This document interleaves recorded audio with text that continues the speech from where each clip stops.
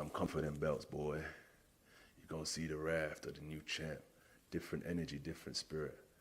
Coming to win. I tried to learn boxing, stick and move. Isolating the sweet science of the sport, doctrinating my style. But we're going back to the raw, rugged streets. That's where I belong. I never followed no athletes growing up, no movie stars. I followed the hustlers, the Rayful Edmonds, the Jeff Ports, the Nicky Barnes, the Big Meaches, the Larry Hoovers. You understand me? They're the people that gave me that inspiration, the ones that came up from the streets to the top of the world, the empires, the bangers, the hustlers.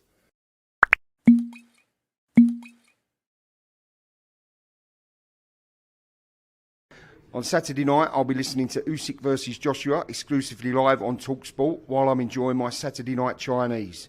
Special fried rice, bosh. Special chow mein, bosh. Sweet and sour chicken balls, bosh. Sweet and sour chicken Hong Kong style, bosh. Salt and chili king prawn, bosh. Salt and chili chicken, bosh. Barbecue spare ribs, bosh. Roast pork Chinese style, bosh. Crispy aromatic duck, bosh. Chips, bosh. Prawn crackers, bosh. Curry sauce, bosh.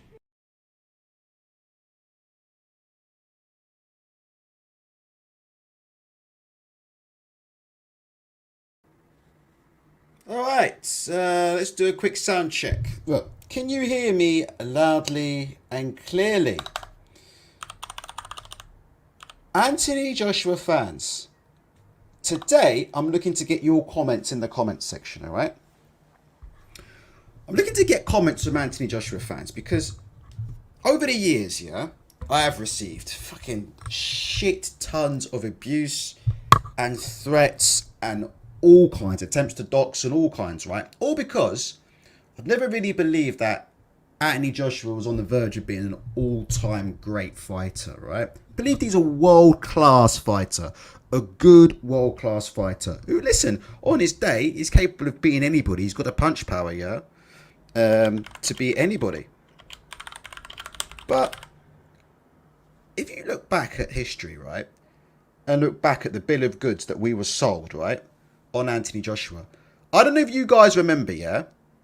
But at one time, right, we were sold that this guy could be better than Lennox Lewis. I swear to God. I don't know if you guys remember that. Press 1 if you remember that. Press 2 if you don't. Do you remember when him and Lennox Lewis had that falling out?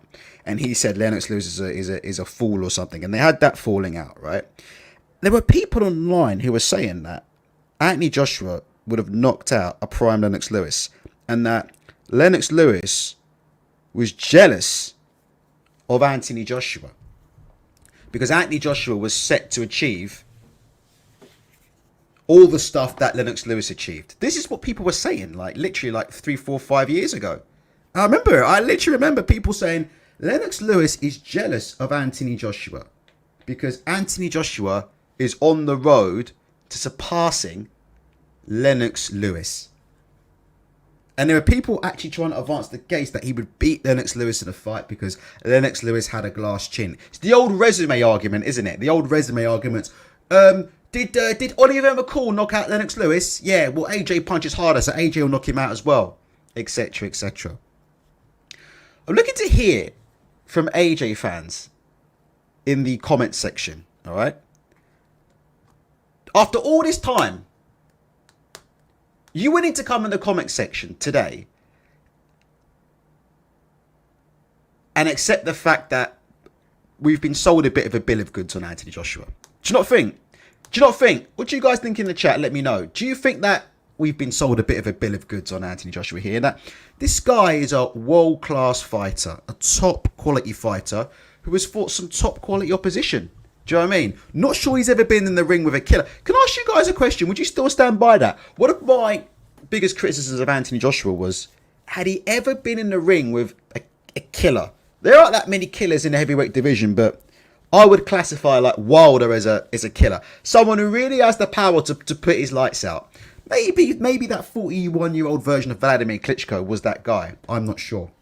And we saw what happened in that fight. But I'm looking to get the views of Anthony Joshua fans because I'm keen to get your opinions now. 5, 6, 7, 8, 9 years down the line. I want to ask you the question. Was my original assessment of Anthony Joshua incorrect? Or was yours incorrect? My original assessment of Anthony Joshua is that we're dealing with a world-class fighter, but a world-class fighter that's a very, very flawed fighter, a world-class fighter that's very, very technically limited, and we'll talk about that in detail a little bit. A world-class fighter that's very, very technically limited, and a world-class fighter who, though he shared the ring with a lot of good, solid, top 10 fighters, right? The Takams of this world, you know, the fucking Joseph Parkers of this world, the Charles Martins of this world. Vladimir Klitschko obviously was more than a B fighter, although obviously he came off, you know, a loss and hadn't been in the ring for 18 months, right? But when you go back and you just look back at it, right? Is this a guy? Are we just looking at a very, very good world-class fighter, an incredibly hard puncher who made a living getting in the ring with a murderer's row, with a row of just, you know, solid top 10 fighters, and he was dispatching them, but not sure. You ever been in that ring with that killer? Has he ever been in the ring in that 50? Do you know what? I could be wrong. I'm just asking questions here. I could be wrong, but I'm just looking back at some of my criticisms of Anthony Joshua. Do you know what my criticism of Anthony Joshua was? If you look at all of Anthony Joshua's fights, right? I just want to ask this question. If you look at all of Anthony Joshua's fights, how many fights has he ever been involved in where he's not the favourite to win? Where he's not the favourite to win. Not the favourite. Just think about it. I believe he was the favourite to win against Vladimir Klitschko. I think he was the bookies' favourite to win. I'll Google it in a sec, but I believe he was the bookies' favourite to beat Vladimir Klitschko, because Vladimir Klitschko had already been beaten by Tyson Fury and hadn't been in the ring for 18 months, right? And was 41 years old. But if he wasn't, let me know and I'll correct myself. But has he ever been in a fight? How many fights has Anthony Joshua been in where he is not the consensus favourite to win?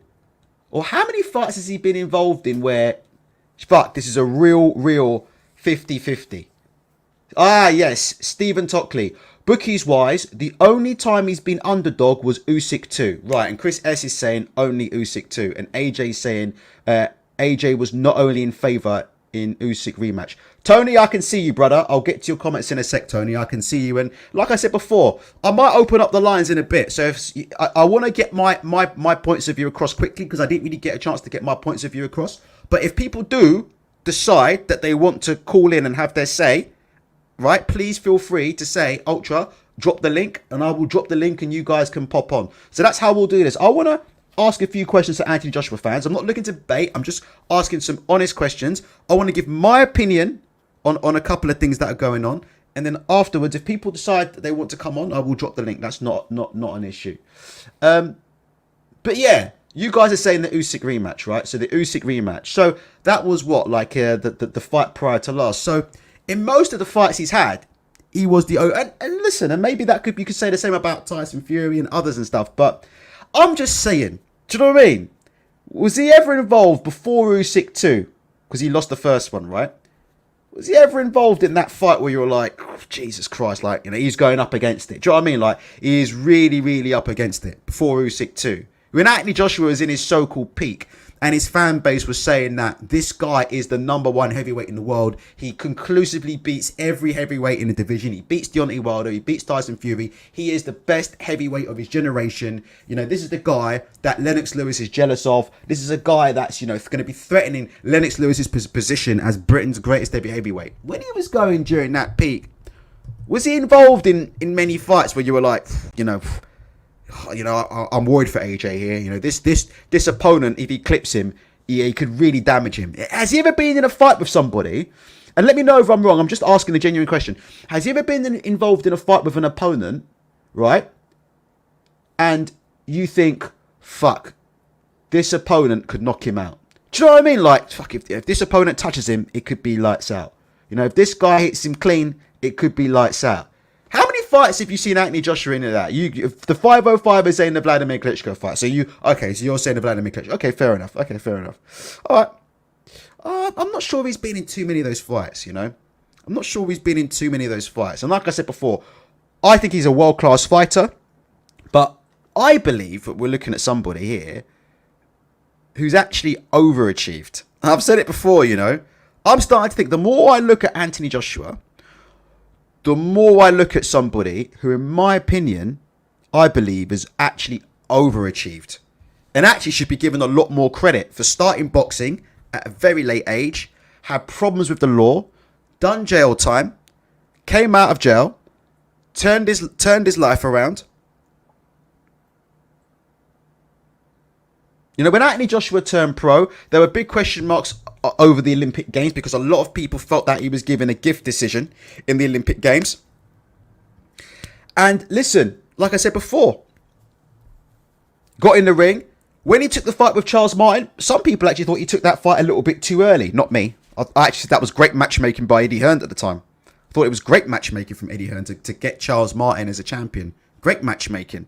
In my opinion, that's one of the easiest heavyweight world title fights I've ever seen. But listen, it is what it is. But do you think that now that we start to look back, because he is coming to the end of his career, isn't he? Like, let's be honest, isn't it? Like, they all come to the end of their careers, isn't it? Like Fury, AJ, Wilder. You know, Wilder's like 36, 37. AJ's, you know, coming to the end of his career. Do you know what I mean? We're now starting to come to the end of these guys, right? And so, when we look back, what do you think? I'm starting to think Anthony Joshua's overachieved in his career. He's overachieved. You know, unified champion.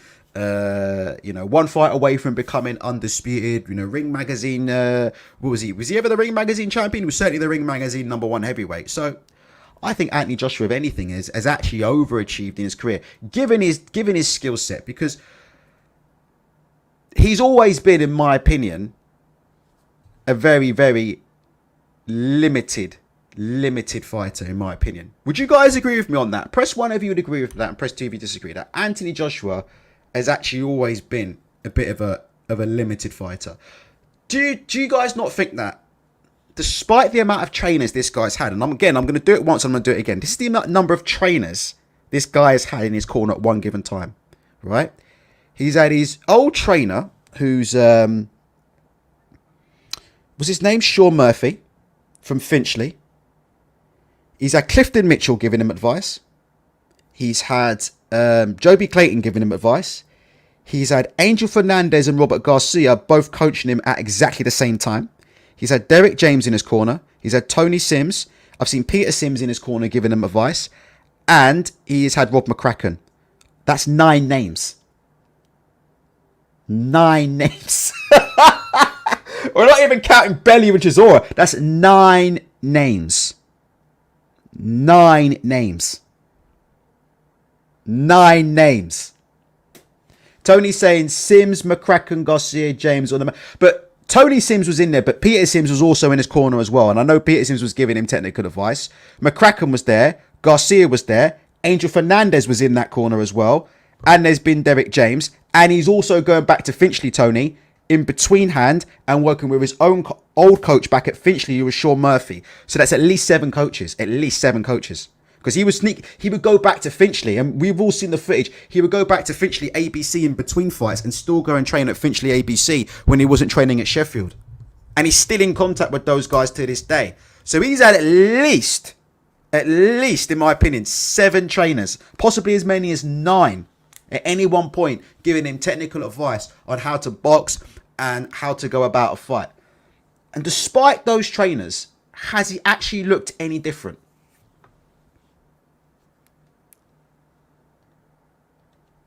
What do you guys think? Has he actually looked any different? Despite those 7 to 9 names that I've just mentioned. Has he technically looked different?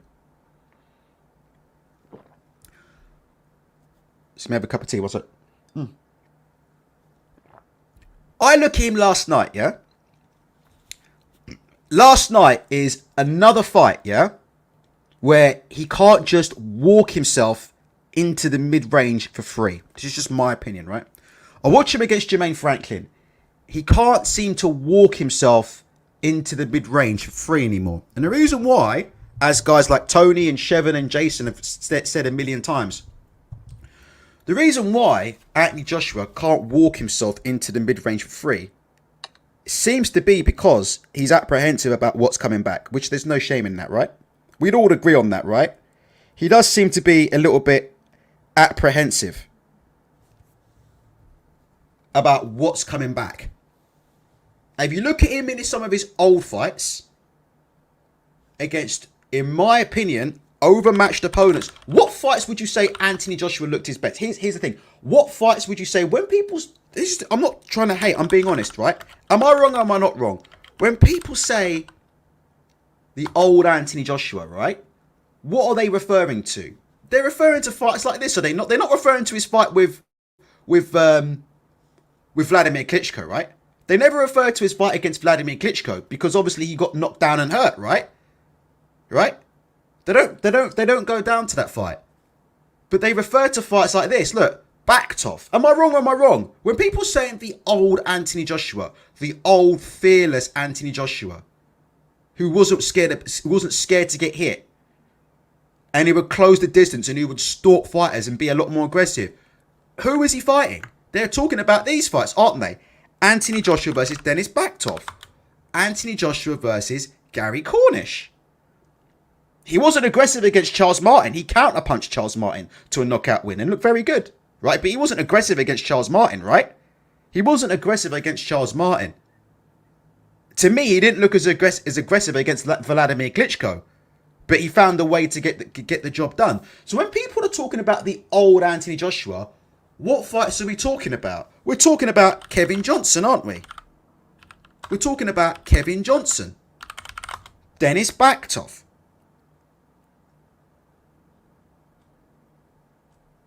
Gary Cornish. That's who we're talking about when we're talking about the old aggressive Anthony Josh. Eric Molina. That's another one someone mentioned, which was on pay-per-view. Eric Molina. Right? Eric Molina. What do you guys think? Press 1 if you agree with me, press 2 if you disagree with you. Disagree. These are the kind of fighters he was incredibly aggressive against, right? Molina.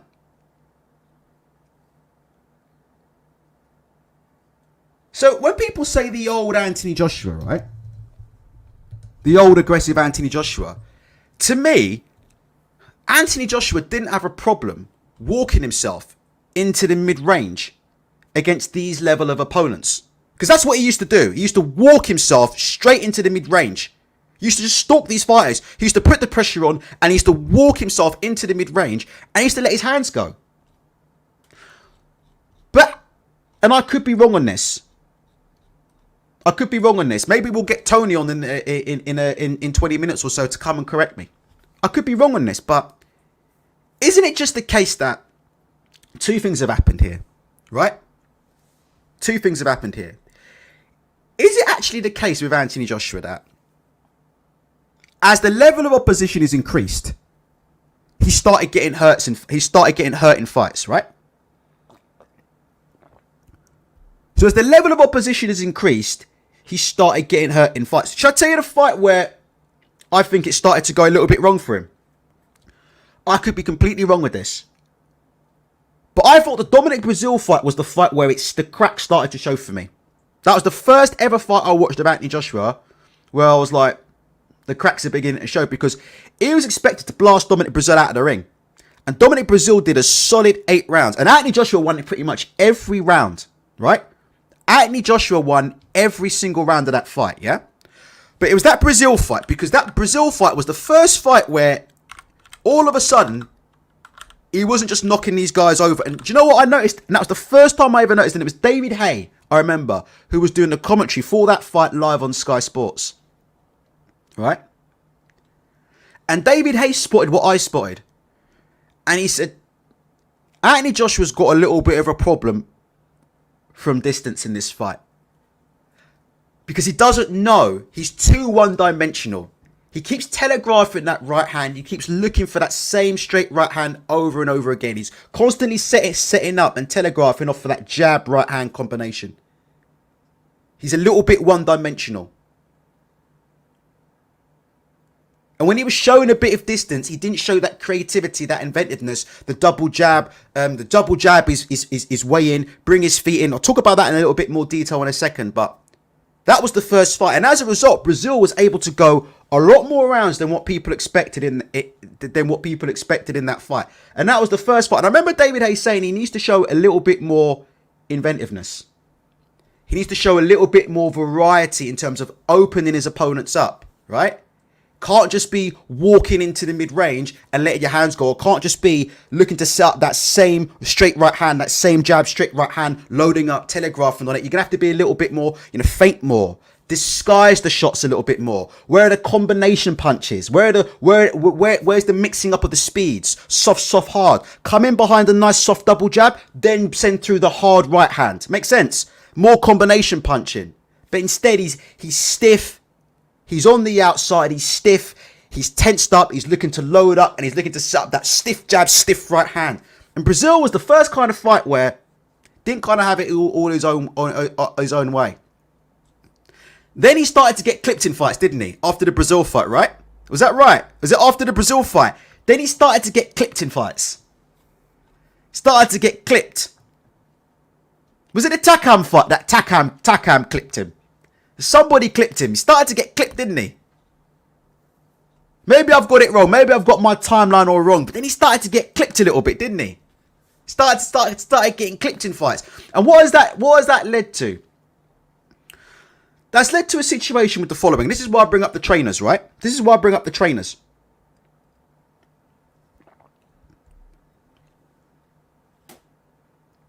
Jesus, what the fuck is wrong with you, man? What the fuck is wrong with you, man? Tony, listen, we did 1,100, we did 1,300. Can I just say, by the way, can you please hit the like button? And I want to say big thanks to everybody who tuned in for last night's show. Last night's show, we had 1,300 in the chat listening to myself, Shevin, Jason, and Tony. So we did. I've got the screenshots and the numbers to prove it. We actually topped out. Our max numbers were 1,303 exactly. So there you go. Let me just say, look. I want to get back to Anthony Joshua. So he's had all of these trainers, right? We've counted about 7 trainers so far, right? But as the level of opposition's gone up, he hasn't found himself able to just walk himself into the mid-range. Like he used to, right? In the O2. Is that correct? Now that he can't walk himself into the mid-range anymore, because he's, A, afraid of being hit, in my opinion, which is nothing wrong with. He doesn't want to get hit. He's a bit untrusting of what's going to happen when he gets hit, in my opinion. He doesn't trust himself.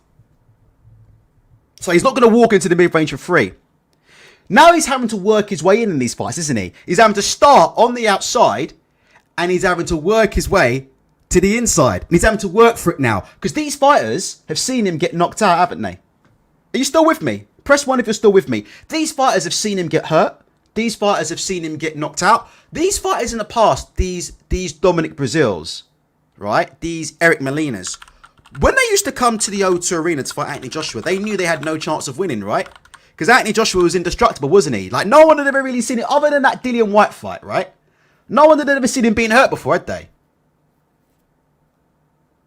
Innit? No one had ever really seen Anthony Joshua get hurt before other than that Dillian White fight. And he blasted Dillian out anyway. So we kind of just, let that one go, didn't we?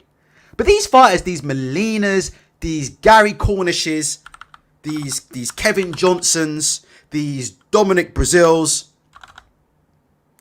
they were just coming to survive, weren't they? They were coming in to survive, innit? They were coming in to do rounds. Joseph Parker. Can I ask you guys a question? When Anthony Joshua fought Joseph Parker for the unified heavyweight championship of the world, and again, and I'm not trying to disrespect Anthony Joshua, I'm just asking the questions, all right? I could be wrong. I could be very wrong. I'm just creating discussion. Does that make sense? Let me ask you this. When Joseph Parker fought Anthony Joshua for the unified heavyweight championship of the world, do you think Joseph Parker came and put it all on the line? Just asking. I know some people are asking for the link, but we'll have to see. Let me just finish saying what I'm saying. We've got time, but it's only 24 minutes in. We've got 140 here. Give it a bit of time and then we'll see. When Anthony Joshua fought Joseph Parker for the unified heavyweight championship of the world, do you think Joseph Parker gave it his all? Just out of interest. Did Joseph Parker put his chin on the line and go for broke in that fight? And say, fuck it, if I'm going to go out, I'm going to go out swinging. What do you guys think? Interesting to hear your thoughts about that. Did Joseph Parker put his chin on the line and say, fuck it, if I'm going to go out, I'm going to go out on my shield. I'm going to go out swinging. Did he do that? Did he really go for broke? Did Joseph Parker leave all no stone unturned when he fought Anthony Joshua for the unified championship of the world? And just look at those two fights. Looking back, I'm just asking the questions. Looking back, knowing what we know now about Joseph Parker, yeah? Right? Knowing what we know now about what kind of fighter Joseph Parker is. A good fighter, but, you know, question marks there. Anthony Joshua had a world title fight against Charles Martin and a unified title fight against Joseph Parker.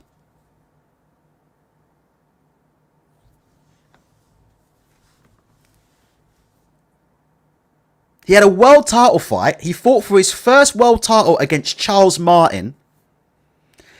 And he had his unification fight against Joseph Parker.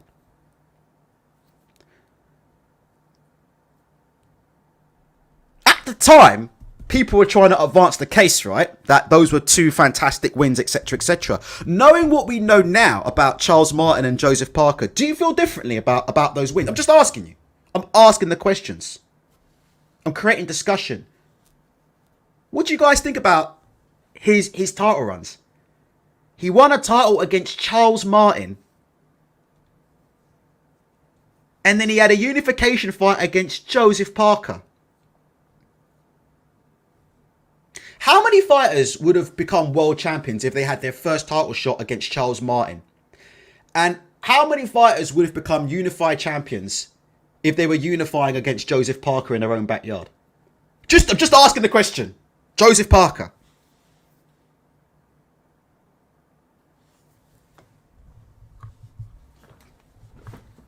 Do you know what I mean? I agree with you, Super Sardonic. That Charles Martin is actually aged better and Parker has aged worse. I agree with that. Charles Martin's actually got better afterwards. I agree with you. So the question marks have to be asked about from Anthony Joshua fans, right? The point I'm trying to make is this, right? And I'm just asking the question. And it's going back to what Tony said earlier on in the chat. Because Tony's always coming in and fucking ruining the show, right? Let me go to Tony's earlier comment. I don't think he's finished. I think AJ's still capable of beating absolutely anybody, right? But we've been asking this question for a while. I'm going to ask the question today about Anthony. I'm just asking the questions, right? I'm not committing either way because I think he's had a great career. I think he's overachieved, made a lot of money, done fantastic for himself, right? And done fantastic for British boxing. A lot of guys have been showcased, right? And gotten a lot of exposure through Anthony Joshua fights. And I want to get onto that in a minute. But when we look at Anthony Joshua, is it just the case that he's what Tony says he is in this comment? Is Anthony Joshua just a flat track bully? Is that what this is, really? Is Anthony Joshua just a flat track bully? All this stuff about new trainers and things like that, in my opinion, to me, I didn't see any real differences last night from the Anthony Joshua that I saw in previous fights with Derek James. He's a guy who, when he can't walk himself into the mid-range for free and let his hands go, he struggles to work his way from the outside to the inside.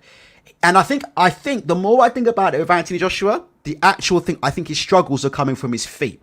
Because he doesn't know how to manipulate distance. He doesn't know how to start off from outside of range and throw a double jab and bring his feet into range and then let the combinations go and then adjust his feet and get back out of range again. I don't think he knows how to manipulate his distance. I was watching his feet very, very carefully last night with Jermaine Franklin. And he's on the outside and he's holding his feet. He was holding his feet. And actually, he was waiting for Jermaine Franklin to close the distance so he could counterpunch him. In the second half of the fight, when Franklin got a bit tired, he started to walk himself and stalk himself a little bit more. But to me, I think the problem actually comes in Anthony Joshua's feet. Doesn't seem to have the ability to manipulate distance with his feet. When he's outside of range, doesn't seem to have the ability to throw a jab and then to move his feet in behind the jab and then set up the shots and then adjust his feet out and get out of range. He doesn't seem to have that ability. He's either in or he's out. He's either one or the other. He doesn't know how to manipulate the distance, doesn't know how to move in and out. So he's either walking into range and stalking fighters, or he's outside of range and he's not throwing.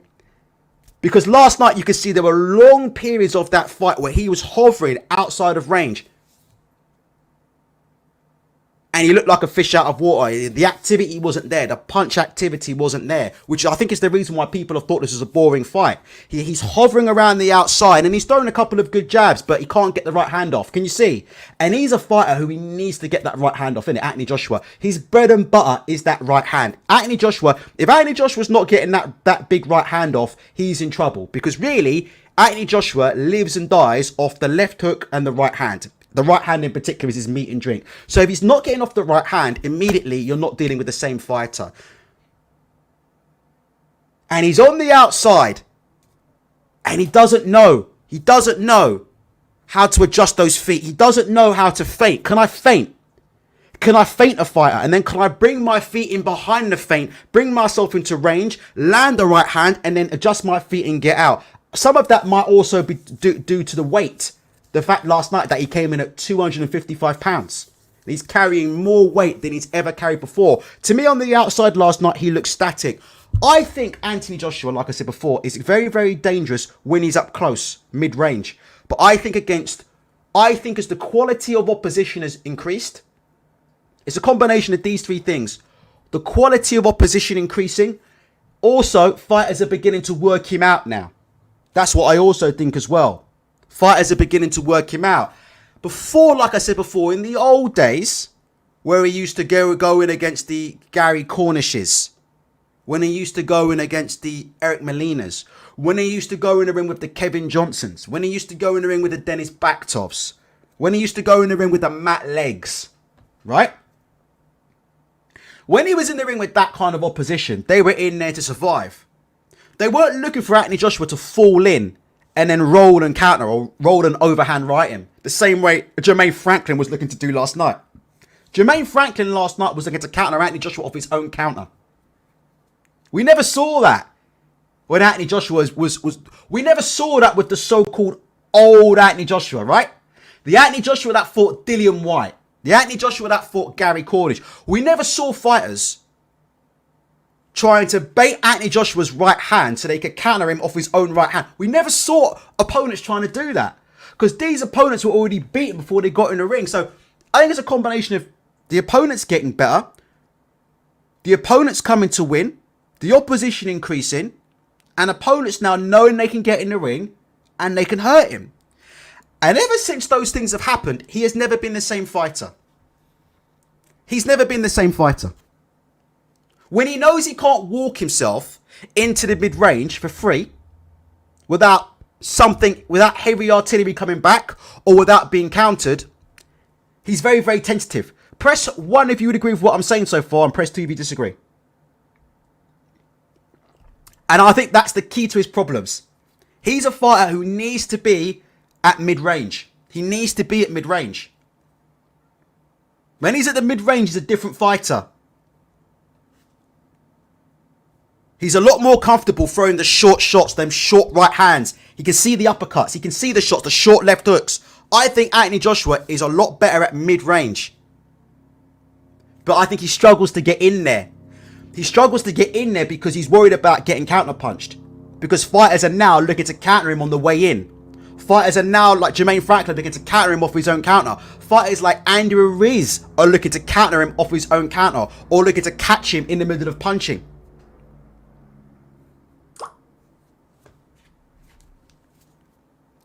I don't see any sign that Derek James has changed any of that last night.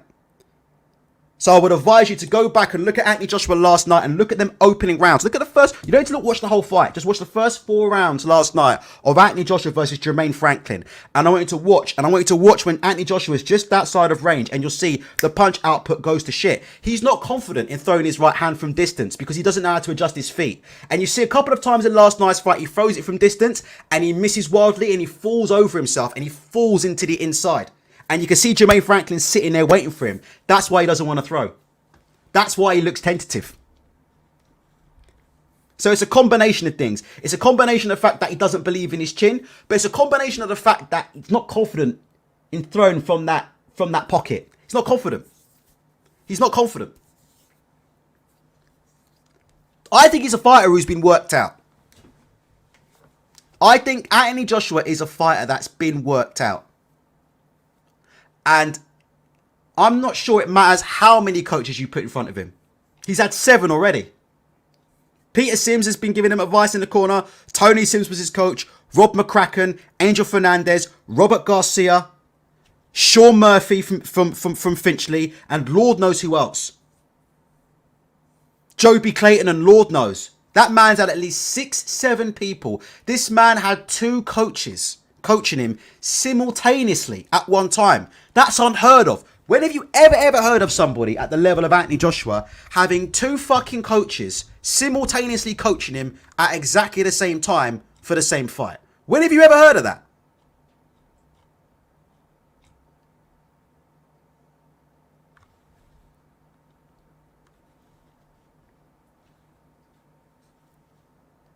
Let's talk about something different. Same topic, but something different. Again, we talk about, is Anthony Joshua the fighter that you guys thought he was? And I'm aiming at Anthony Joshua fans. Is he the fighter that you guys thought he was all along? How the tables have turned, right?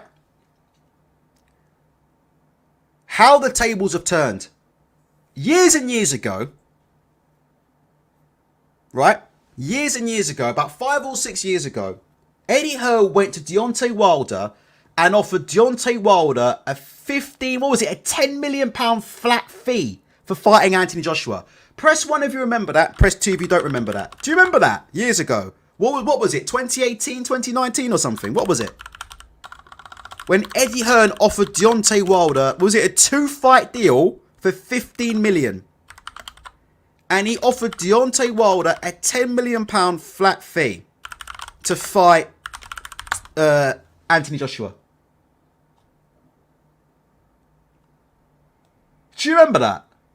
When Eddie Hearn and Anthony Joshua were playing hardball with Deontay Wilder. Who remembers that? Here, I've got the article right here. Eddie Hearn makes Deontay Wilder an 8.8 million take it or leave it fight to fight Anthony Joshua.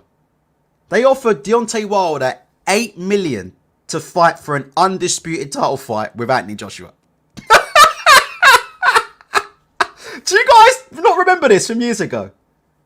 Guys, I can see your comments. Keep it real boxing. I can see your comments. I will be going back and... So keep commenting because I'll be going back through your comments. Guys, please feel free to hit the like button. We've now got 190-ish in the chat.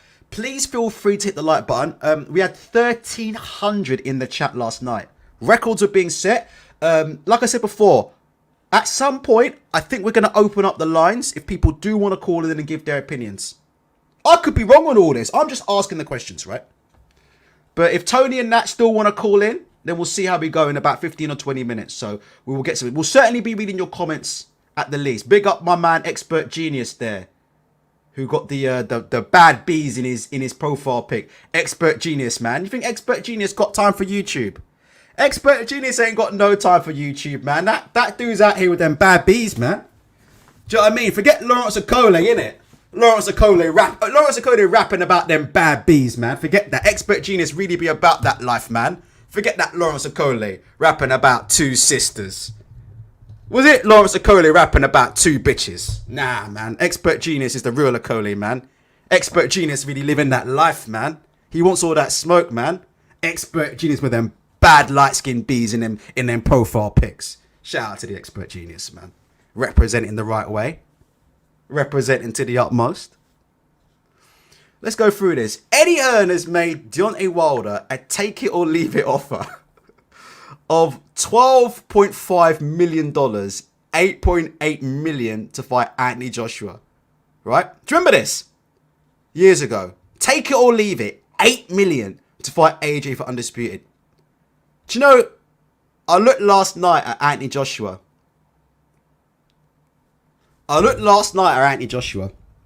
In the ring, doing his post-fight with TalkSport.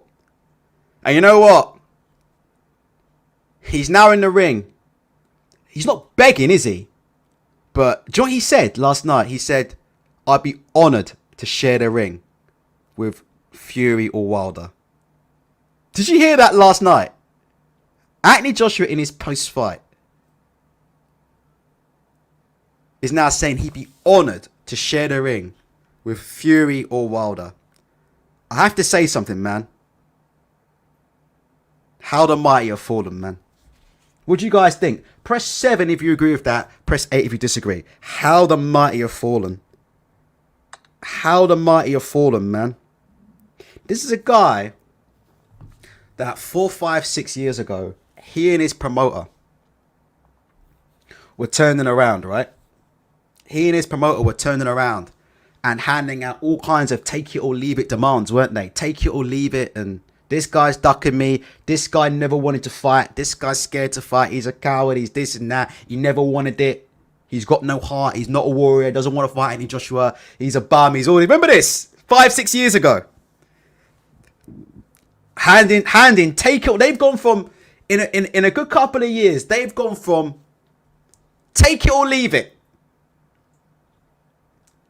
Take it or leave it offers. This is what they've gone from. They've gone from take it or leave it offers to last night.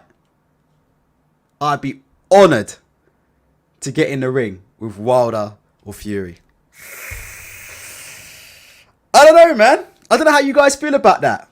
I just think, like I said before, it shows you, innit? It shows you where we are, innit, at this point in time, doesn't it? It shows you where we are, aren't we? The attitude has changed, isn't it? Do you guys think? Press 7 if you agree with me, press 8 if you disagree. I just think the attitude is completely changed now, isn't it? He's a lot less bullish, isn't he? The bullish attitude. Do you remember when it was tell that fat fuck Tyson Fury to lose weight? Do you remember when Anthony Joshua said that about Tyson Fury? Do you remember that? When Anthony Joshua said about Tyson Fury, tell that fat fuck he needs to lose some weight. Do you remember when he said that about Tyson Fury? When Fury was 400 pounds. Tell that fat fuck he needs to go and lose some weight. In the space of 4 years, it went from tell that fat fuck to go and lose some weight to I'd be honoured. I'd be honoured to get in the ring with Tyson Fury. Oh, shit me. I'd be honoured to get in the ring with Tyson Fury. Fuck.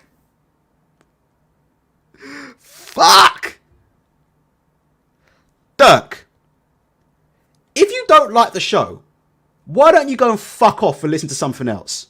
Innit? Simple stuff, innit? Twat. Why are you here if you don't like it?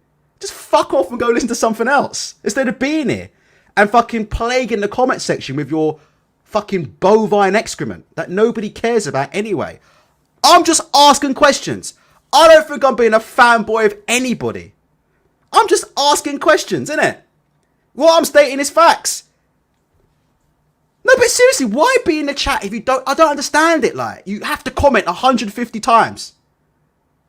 I understand, like, you don't agree with what I'm saying. That's cool. Super cool, like. But you don't need to comment, like, 170 times and say, like, oh, I'm a Wilder fanboy.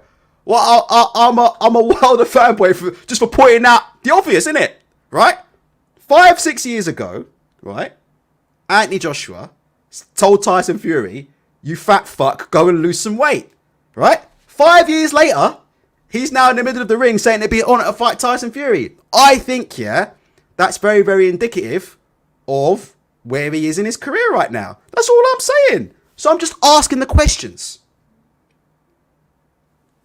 I'm just asking the questions. Let's go through some of your comments. Filth Mitchell. AJ has been playing this fraud character AJ has been playing this fraud character for his career. He's Femi a roadman. I think in 10 years he will be in the nut house like Bruno. Let me have a look. Let me just go through some of these comments. Sorry. Joking, I agree with this. It's the fourth quarter now for Femi. I think so. I think Anthony Joshua knows this is the end now. You know, win, lose or draw now. There's only a couple fights left now. And listen, I think Fury's coming towards the end as well. They all are. It's not just Anthony Joshua. They're all coming to the end now.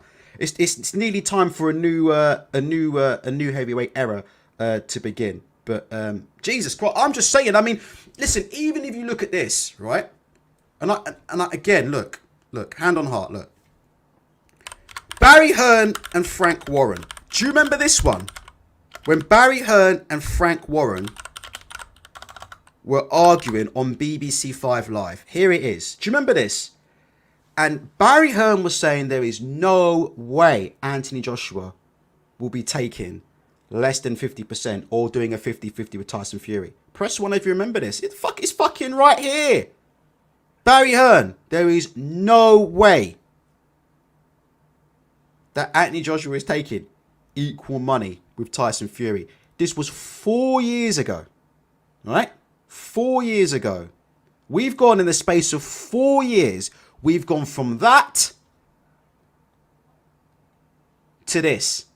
I'd be honoured to get in the ring with Tyson Fury. We know for a fact he'll take a 40% split. We know that. So, it's not about me being a fanboy or me being biased. I'm just asking questions. And I'm pointing out what I think are facts there. It's been quite a fall, hasn't it? Do you guys not agree? It has been quite a fall for Anthony Joshua. And I just think, like I said, the problem is other people's expectations, isn't it? It's not nothing bad about Anthony Joshua, but it's just like other people's expectations, isn't it? He can't live up to the expectations of his promoters. And he can't live up to the expectations of his fan base. Yeah, his fan base who thought this guy was on the same level as Lennox Lewis. I'm sorry to break it to you, but he's not on the same level as Lennox Lewis in any way, shape or form. Like ever. On any way, shape or form. He's just not.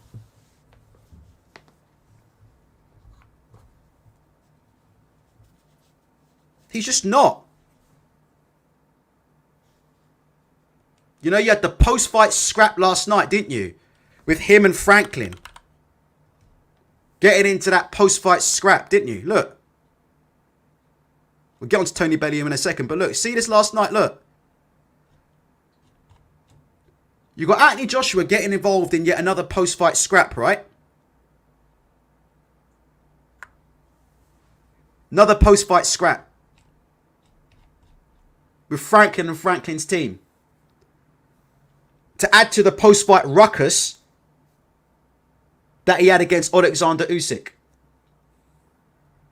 Right? What happened to Stay Humble? Press 5 if you're with me. Or am I being a fanboy for asking these genuine questions like, what happened to Stay Hungry and Stay Humble? Do you guys not... I'm just asking the question. Do you guys not remember this?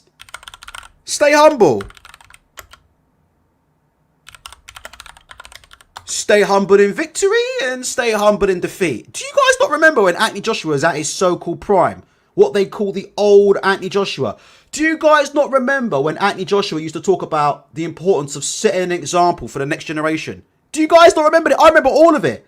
Do you not remember Anthony Joshua getting in the ring and talking about the importance of behaving like a champion to set an example for the next generation? Am I imagining things, or did he not get in the ring and say those things? Did he not say those things in post-fight press conferences? Did he not? Years ago. The old Anthony Joshua that you guys talk about, yeah? The old AJ, right? Didn't the old AJ talk about the importance of carrying yourself like a champion and carrying yourself correctly outside of the ring? Did he not say those things? How do you equate that with 4 or 5 years later? 4 or 5 years later, he's gone from talking about carrying himself like a champion and the importance of setting an example for the next generation and the importance of being a role model to getting involved in post-fight scraps and fruckuses out of the ring. He's involved in a post-fight scrap last night with Jermaine Franklin. Last time out in Saudi Arabia against Alexander Usyk, he was trying to fight journalists ringside.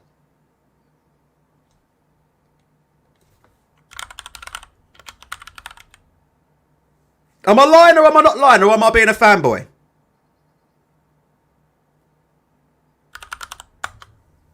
Am I lying or am I not lying? Did he not walk out of the fight with Alexander Usyk and threaten a journalist? I'm trying to find the video.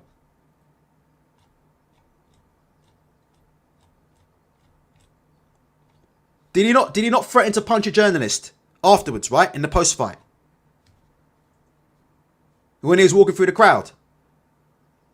Oh, it might have been the ex-fighter. My bad. Right, it might have been the next fighter. Okay, my bad. Okay. But you see what I'm saying? Now getting involved in post-fight scraps now, isn't he? It's a pretty far cry from stay humble. Isn't it? Am I right or am I wrong, innit? It's a pretty far cry from stay humble.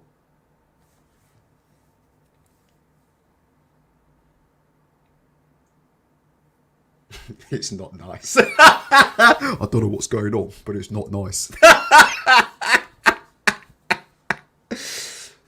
The other thing I want to get on, and then we'll go for your comments, all right? Is this. Something else that hasn't changed. And you guys will like this bit, yeah? Something else that hasn't changed with Anthony Joshua is that the bloodsuckers are still around him, aren't they? Bloodsuckers like Tony Bellew. Tony Bellew, to me, and I'll be honest with you, is an absolute bloodsucker, isn't he? Like, I'm just going to be honest with you, innit? Like, let's just make no mistake. Like, Tony Bellew is an absolute bloodsucker of the highest. Do you know what? Have you not noticed yet how... That's the one. Yeah. Who the fuck are you talking to? That's the one. That's the one. That's the one. That's the one. Who the fuck are you talking to?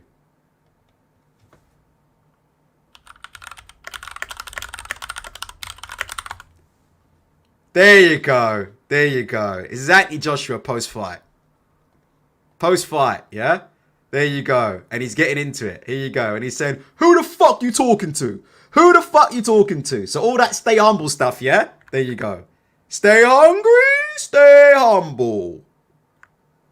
Stay hungry, stay humble. And don't let defeat get to your heart. No, he let defeat get to his heart that night. No question. Again, like I'm saying before. Anyway. He's still got the bloodsuckers around him. Look, every time AJ has a fight, and I'm not blaming Anthony Joshua for this, yeah? Look, you've got the bloodsuckers there. You've got a Tony Bellew showing up. And then you've got, look, this guy as well. Have you noticed? You've got a Derek Chisora showing up. What, you think that's a coincidence? You notice that? Every time Anthony Joshua's got a fight, you've got Derek Chisora showing up. And would you call these guys a positive influence? Would you call Derek Chisora and Tony Bellew a positive influence on Anthony Joshua fights? Or do Tony Bellew and Derek Chisora show up and get into fights and threaten journalists? What do you guys think? We've got Derek Chisora, who's been running around all week threatening people. Am I wrong about that? Derek Chisora has been running around all week threatening people. Threatening to slap people. You know, threatening people, arguing with promoters. He's turning up. I don't know why Eddie Hearn allows him to even turn up at Anthony Joshua fights. Because all he seems to do is cause trouble. Look at this. Chisora's turning up. He's beefing with Eddie Hearn. Eddie Hearn's a fucking clown as usual. But we'll talk about him another time. He's turning up. He's arguing with the promoter. What do you guys think? All these hangers on that are turning up for AJ fights. They're only turning up for Anthony Joshua fights to get themselves out there and to promote themselves. What do you guys think? Do you guys think I'm right or wrong? Give me a yes if you think I'm right. Give me a no if you think I'm wrong. I don't think I'm being a fanboy by saying that. Do you think I'm being a fanboy for saying that? Anthony Joshua has a fight and all of a sudden all these guys come out of the woodwork. Derek Chisora now wants his 5 minutes of fame. He's now front and center. He's now front and center. He now becomes Anthony Joshua's bodyguard, and he's turning up now, and he's threatening promoters, and he's threatening journalists, and he's just going around, walking around, and just being aggressive to absolutely everybody. Am I right? Derek Chisora's now turning up, and he is trying to just intimidate people for no fucking reason. For a fight that he's not even involved in. Is Derek Chisora the promoter? No. Is Derek Chisora fighting? No. For some reason, he turns up on Anthony Joshua fight week, and he has to be front and center. Right? Same with the Usyk fight. He was in the ring when AJ was kicking off with Usyk, and he was trying to hold him back, and he was trying to get involved, and he was just... What was he doing in the ring anyway? Do you remember that? Derek Chisora. He was in the fucking ring. He was in the ring. Or on the ring apron. What are you doing in the ring? Yeah, telling Krasik to fuck off as well. He's a bloodsucker. Am I right or am I wrong? Would I say that to Chisora's face? Probably not, because I'd be shit scared. But I'm just going to be honest with you. I'm going to be a keyboard warrior and tell it how it is. He's a bloodsucker. Tony Bellew. He's a bloodsucker. He's a bloodsucker.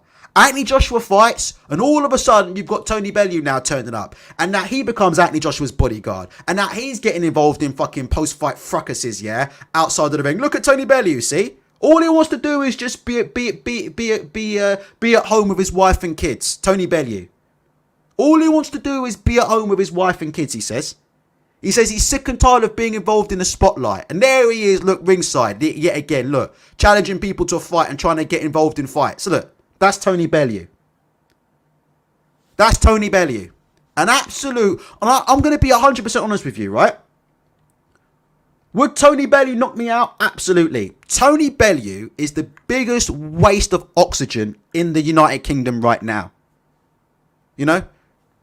Make no mistake, Tony Bellew is the biggest waste of oxygen there is in the United Kingdom right now. As a pundit, he offers absolutely zero insight. Am I right or am I wrong? You know, when DAZN started in the UK, we heard stories about game change. We're going to have the best commentary team ever. DAZN's commentary team is as bad as I've ever seen it. You know, their post and pre-fight coverage is absolutely shocking. I don't care what anybody says. Look, you can say DAZN's value for money. You can pay them £20 a month to watch these fights. You can pay £100 for the year. You can do whatever you want. It's your money. It's not my money, right? I'm not talking about the cost of DAZN. I'm talking about the state of DAZN's coverage. It is absolutely atrocious from top to bottom. DAZN came into the business claiming that we were going to get new and insightful coverage. That's what was claimed. We heard all these stories about Matchroom Media is running the production. Do you remember all this shit we heard? Matchroom Media is now running the production. So we're going to get insights into boxing that we've never ever seen before. Because Matchroom are taking over the production. Matchroom Media. We're going to give you more insights. And do you know what it is? Do you know what it is? It's a complete and utter clusterfuck, isn't it? It's exactly the same as what it was on Sky. It's jobs for the boys, as Sean O'Hare says. That's exactly what it is. It's job for the boys. That's what it is. There's no insight. There's no technical insight. The viewers aren't being given any insight. You know what? DAZN can't even be honest with the paying customer about how this fight, about how last night's fight was playing. Tony Bellew gave Anthony Joshua 11 out of them 12 rounds last night. And by all accounts, the commentary was absolutely disgusting. He gave Anthony Joshua 11 out of them 12 rounds. You know what? Tony Bellew's scorecard last night was so bad. Even the fucking judges, who we know are in the tank for Anthony Joshua, gave Jermaine Franklin more rounds than Tony. That's when the fucking British judges are giving more rounds to Jermaine Franklin than the DAZN commentators. That tells you straight away that you need a complete clear out of that team from top to bottom. Absolutely atrocious of DAZN. And I'm sorry, someone needs to tell it how it is. Listen, I'm going to tell it how it is tonight, yeah? If you look at, I'm not going to mention names, but let's just tell it how it is, right? Let's tell it how it is about DAZN and the state of people who are doing that. On the payroll, yes or no? Let's be honest, man. It's just a bunch of guys that are on the payroll, man. Bunch of guys that are collecting a paycheck. Let's be honest. You've got Conor Benn, who's failed 2 drugs tests, who's sitting ringside, acting like his shit don't fucking stink. Are you guys fucking kidding me? You've got Conor Benn looking like El Chapo ringside. The man's failed 2 drugs tests and can't supply his 270 pages of documentation to the governing body of this country. He can't supply anything to the British Boxing Board of Control, but he can show up to the fight last night ringside looking like El Chapo, slapping the microphone away from fucking people who want to interview him. DAZN is full of yes men. Let's just tell it how it is. They are all yes men, man. And it's just there's no other way to go about it. All yes men, mate. All guys who are out there collecting a check, in it. Am I wrong? How else can you see it? You've got guys who are willing to turn a blind eye to somebody failing 2 dope tests. You've got some people on that who are making money. You've got people on DAZN who are collecting a paycheck, who are some of the most outspoken people on drug testing that I've ever seen. Go back and look what happened when Jerome Miller failed a drugs test. That's all you need to do. You know who you are. I'm not going to mention your name. Go back and look at it when Jerome Miller failed your drugs test. It's all on YouTube. It's all you need to do. Go and look at the YouTube videos when Jerome Miller failed a drugs test.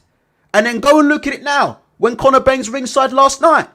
And it tells you all you need to know. Look, there's no point in lying about it, is there? It's a bunch of guys that are trying to collect a paycheck. That's all this is. This has got nothing to do with loving boxing. This has got nothing to do with what's good for the betterment of the sport. This has got nothing to do with giving the viewing and paying public a genuine insight into what it's like to be a boxer, a genuine insight into what it's like to be in the ring, a genuine insight into, you know, what goes on in boxing. It's nothing to do with that. It's about collecting a check. That's what working for DAZN is, isn't it? And other channels as well, not just DAZN. But we're talking about Anthony Joshua fights, isn't it? It's about collecting a check, isn't it? It's about Conor Benn's my mate, so I'm not going to stir the pot, even though he's had 2 failed drugs tests and has yet to provide any evidence whatsoever. Any evidence. He's yet to provide any convincing and compelling evidence, right? To the contrary, right? We're willing to turn a blind eye to that because we want to make a paycheck. Am I right or am I wrong? That's what it is, isn't it? I mean, that's fine. Do that. But you have to know that you've lost credibility. And that you have no more credibility in the sport. You can't. Once you do that, that's it. What do you think? Am I being a fanboy by saying that? Or am I right, right? Once you do that, once you start taking money to toe the company line, that's it, right? Because when everybody else fails, when fighters who aren't your mates fail tests, right? Then you wanna ban them for life, don't you, right? Am I wrong in that, right? When fighters who aren't your mates fail drugs tests, you wanna ban them for life. But when your mate fails a test, all of a sudden you wanna embarrass yourself and make stupid content and appear on YouTube saying shit like, well, I don't know really. I'm not sure with Conor Benn. I'm not sure with Conor Benn. I'm not sure. Did he cheat? Did he not cheat? I don't know. I don't know what's going on. I don't know. I mean, and you're doing it with a fucking straight face. Meanwhile, you're saying game changed. No. The only game that's changed is you're getting a paycheck, and it's always tends to happen around these Anthony Joshua fights. I feel sorry for Anthony Joshua. I feel sorry for Anthony Joshua. Because it's the bloodsuckers, innit? It's the people who just want to get access to him, innit? The people who just want to get access to Anthony Joshua. I need to get access to Anthony Joshua fights. So when Anthony Joshua fight week, I'm going to turn up and be AJ's mate. And, you know, I'm going to turn up and do all this. You've got Chisora turning up. You've got Bellew turning up. You've got all the rest of the hangers turning up. It's not about Anthony Joshua, is it? It's all about them. Innit? It's all about them, innit? Do you not find that? Do you not think I'm right? Every time there's an Anthony Joshua fight, it's the same old bloodsuckers turn up to the press conferences. And then you're seeing them on IFL TV. You're seeing them on Boxing Social, giving their 2 pence, promoting themselves, trying to get themselves over. They don't give a fuck about Anthony Joshua, man. They're just trying to use Anthony Joshua to promote themselves and promote their own brand. Tony Bellew trying to, you know, drain out the last few minutes. Tony Bellew 15 minutes of fame ended about 30 minutes ago. Innit? Am I lying or am I not lying? Tony Bellew's 15 minutes of fame ended 30 minutes ago. But he's still out there trying to... Tony Bellew's still out there in extra time, innit? Am I lying or am I not lying about Tony Bellew? That dude is still out there in extra time, isn't he?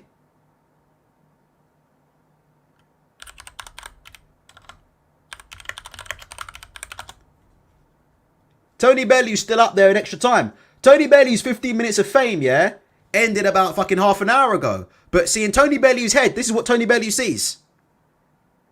In Derek Chisora's head, this is what Derek Chisora sees. Can you see what he sees? This board. It's like if you go inside Tony Bellew's brain or Derek Chisora's brain or some of these other idiots, if you look in their brain, all they can see is the third official holding up a board saying 10 more minutes. Truth or not truth? That's how these Muppets work. In their brain, they can see a third official with a board, holding a board up, saying, nah, you got 10 more minutes. You got 10 more minutes. Nah, your 15 minutes ended long time ago. Your 15 minutes ended a long time ago. It's over. It's over. Your fighting career is over. It's done. Your fighting career is finished. Nobody cares no more. Go away. All right? Go home and be with your wife and kids. Go home and give us all a break. We don't want to hear anymore. We don't want to hear any more of your war stories. We don't want to see you get involved in fights ringside. We don't want to see you threatening journalists or threatening promoters. We don't want to see you up Conor Benn's arsehole. Your time's up now, innit? Your time's up. All right? There's no more stoppage time. There's no more stoppage time. The referee's about to blow the whistle. Please give us a fucking break. Anthony Joshua needs to get rid of these bloodsuckers, man. Because all this shit reflects badly on him. Do you not think?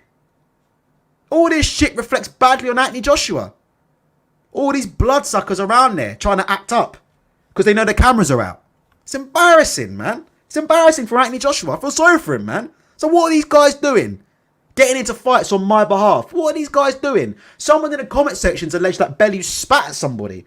I don't know if that's true or not true, but that's what some people in the comment section are saying, that Bellew's allegedly spat at somebody. I mean, what the fuck?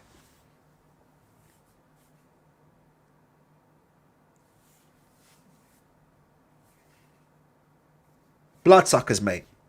Bloodsuckers. If I was Anthony Joshua, I wouldn't want Bellew or fucking Chisora or any of these guys at my fights. I certainly wouldn't want them backstage with me in the fucking, you know, all this backstage stuff and, you know, them, you know, oh my God.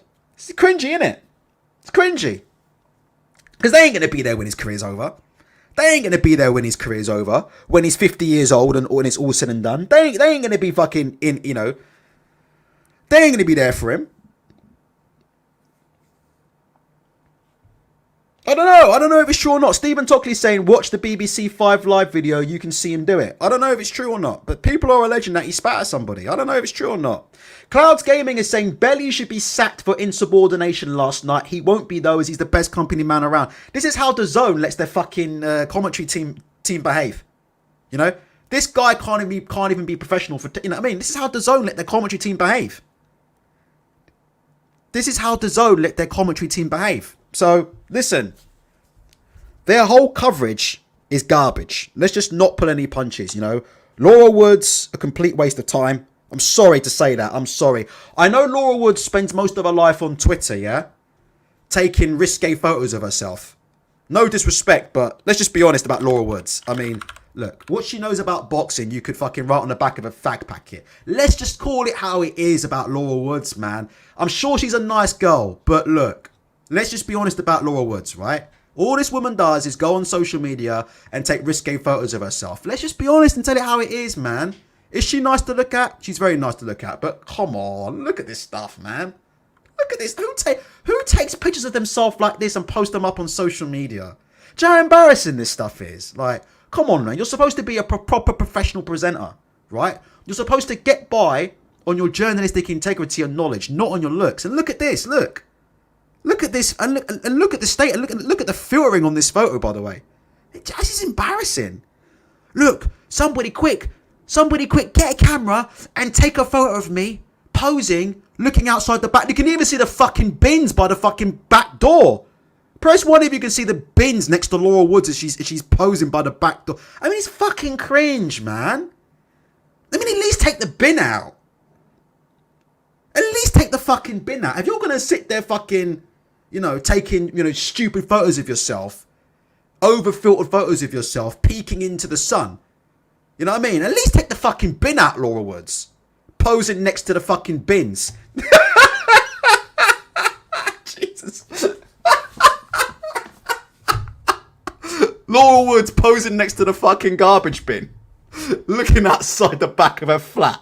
What the fuck is wrong with these people? It's just attention seeking of the highest order. Photos like these is cringeworthy. Look at this stuff. Look.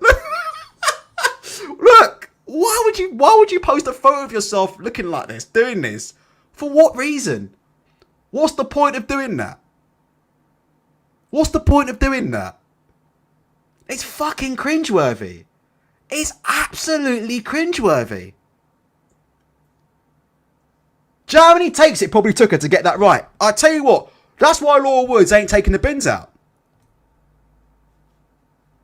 See that? That's why Laura Woods ain't taking the fucking bins out. That's why the bins are still there. That's why Laura Woods still got that fucking bin there with all her fucking all her takeaway in it, all her Deliveroo and all her fucking Uber Eats in it. That's why that bin's still there. Because she probably spent about fucking 6 hours trying to get the perfect photo. You know she was sitting there for a cool 3 hours trying to get the right shot. You know she took that same picture 150 times, don't you? Look, I'm just going to be honest with you, innit? Look. It's cringing, man. It's cringeworthy. Like, you are cringe, Laura Woods. Stop it. Good looking? Yeah, she's good looking. I'm not saying Laura Woods is ugly. She's terrible to look at. She's a good looking woman, but it's cringe, man. Posing next to the fucking bins, man. Take the fucking bins out, man.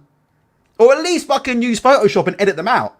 Ain't all these IG models, ain't all these models and IG models, don't they spend like hundreds and thousands for like top video editors and top photo editors to fucking edit their pictures? But she couldn't afford to pay someone to fucking edit the bins out of her own picture. Jesus Christ, I can fucking smell that bin from here anyway. Jesus Christ almighty. That is a bit of a, if anything sums up, yeah, DAZN's coverage, yeah, last night, that's it, isn't it? If anything sums up the coverage of DAZN, that's it, isn't it? Lead presenter posing next to a fucking bin on the top floor of her London flat. Cringe, cringe, cringe. Guys, give me your final comments then. Give me your final comments on what you think about Anthony Joshua. Look, needs to get rid of some of these hangers on. Like I said, I do feel sorry for him. I do feel very, very sorry for him. Because like I said before, there's a lot of people out there who just, just piggybacking off him, aren't they? They're piggybacking off him. That's been going on for a while now. There've been a lot of, would you say, can I ask you guys a genuine question? Would you say there've been a lot of YouTube channels that are piggybacking off Anthony Joshua? Do you not think? I can think of one UK one in particular, but I won't say any names. Been quite a few channels, haven't there, that have been piggybacking off Anthony Joshua, innit? Piggybacking off Anthony Joshua. Do you not think? There's been quite a few UK channels that have been piggybacking off Anthony Joshua for that super chat money. I tell you what. Hard times are coming, man. Hard times are coming. Hard times are coming, man. Because that gravy train's gonna fucking come to an end. Will Anthony Joshua become a heavyweight world champion again? I think he can. Because I think he's capable of knocking out anybody. He is capable of knocking out absolutely anybody. I think he is capable of knocking out anybody. So I do think he could become a champion. Absolutely, I think he can become a world champion. I think you can't write off somebody with the punch power that he has. If you look at Barry Hearn's comments, we should quickly do this, right? While you get your comments in. But, I mean, look. Again. This is pretty damning, but when have you ever heard Barry Hearn talk about Anthony Joshua like this? Look. This is unbelievable. One sec. I can't find it. Where is it? Where's Barry Hearn? Here we go. Is it this one here? Here we go. This is sad stuff, man. Look. Barry Hearn advises Anthony Joshua to avoid Tyson Fury fight next. Reacts to chaos after the final bell.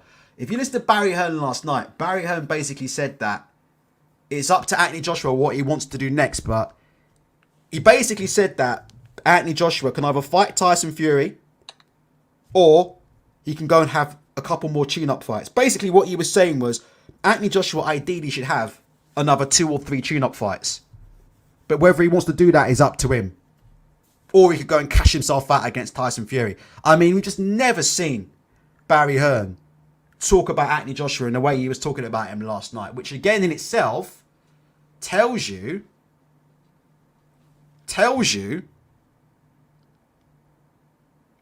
that all you need to know really, innit? Tells you kind of all you need to know about where he is. Let's have a look. History with Perica says the fight was so dull. AJ like Klitschko without the footwork. I definitely think he's got a big footwork problem. Peter Von Ark says Joshua will do a couple more fights and that will be it for him. Guys, please hit the like button. I haven't checked the amount of likes, but I know it's atrocious. So if you're interested in supporting this channel, we've just passed 3,000 subscribers. Do you know what? Listen, 3,000 subscribers, it is what it is. But like I said before, listen, there's channels out there with 10, 20,000 subscribers. They weren't doing 1,300 in the live chat last night. So that's why I say, like, I'm not too worried about the subscriber numbers, as you can see, because, like I said before, we more than punch above our weight when it comes to the live numbers, like I said before. But if you'd like to please support the channel by hitting the like button. We don't ask for money. I'm not asking you for money, yeah? I'm not asking you for money, yeah? So there's the least you can do. Yeah, so what do you guys think about that? Oliver Jane says Barry Hearn is right. AJ has the product but not the confidence. Games You Love thinks there's going to be a cash out in the summer. Toby Larone says he's lost all hope in Joshua. He said 3 warm-ups. I have to say, I did watch that and it did look like Barry Hearn, for the first time really, can see the writing on the wall, can't he? Would you agree with that? Would you agree with that? If you look at Barry Hearn's a guy who went on 5 Live with Frank Warren and said Anthony Joshua will never take less than 50% to fight Tyson Fury. I mean, Barry Hearn has been adamant about Anthony Joshua from the beginning to the end. He's the guy who went on a fishing trip, right? He went on a fishing trip and he said, yeah, if I had it my way, Anthony Joshua wouldn't fight Deontay Wilder for another 2 years. That's Barry Hearn's words, not mine. That's what Barry Hearn said on a fishing trip. It was on this video here. This video here was the famous video where Barry Hearn said, if it was down to me, Anthony Joshua wouldn't fight Deontay Wilder for another couple of years. This was 4 years ago. So Barry Hearn has always been in the corner of Anthony Joshua. He's always been firmly in the corner of Anthony Joshua. So when he starts saying some of the stuff that he was saying last night, I have to be honest with you, it does make me start to believe that even Bazza is beginning to see in it that the game might be up, in it. What do you guys think? The game might be up now, isn't it? You can see it in Bazza. The game, they know the game might be up. What do you guys think? Get your comments in. I'm going to go through all your comments. We're going to stay for a little bit longer, and I'm going to go through all your comments. I'm not sure about calling in yet. But we're going to go through all your comments. Right now, I'm going to read your comments. Anthony Joshua, what do you guys think? When it's been all said and done, right? Let me ask you a few questions. Do you think I was right all along about where Anthony Joshua stands in a heavyweight picture? World-class fighter. Top fighter. World-class fighter. Capable of beating a Fury. capable of beating a Deontay Wilder, but not the favourite in those fights. Not the best heavyweight of his generation. And if he goes into a fight with Deontay Wilder, and if he goes into a fight with Tyson Fury, especially Tyson Fury, he is not the favourite. He's not the favourite to win. He's not the overwhelming favourite to win.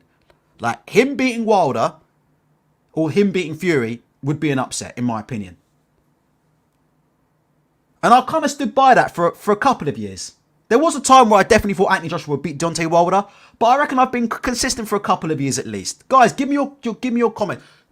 I've been abused non-stop for having that opinion. And I've been told you've heard it today. I've been told I'm biased. I'm this, I'm that. People want me to die and kill myself, because I don't show enough respect to Anthony Joshua. As time has gone on, do you think that I've been proven right? How do you feel about what you've said? Do you think what you've said has been proven right? Do you think that Anthony Joshua showed himself to be a bit of a bully?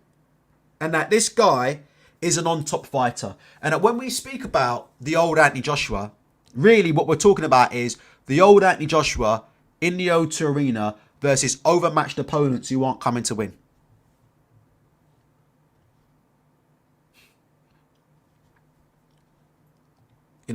We painted this guy as a killer.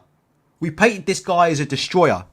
But isn't part of being a killer and a destroyer being able to dish it out and take it back? What do you think? Other than the fight against Vladimir Klitschko, which he was excellent in, has Anthony Joshua ever really shown in a fight that he can dish it out and take it back? How many fights have we seen Anthony Joshua in given...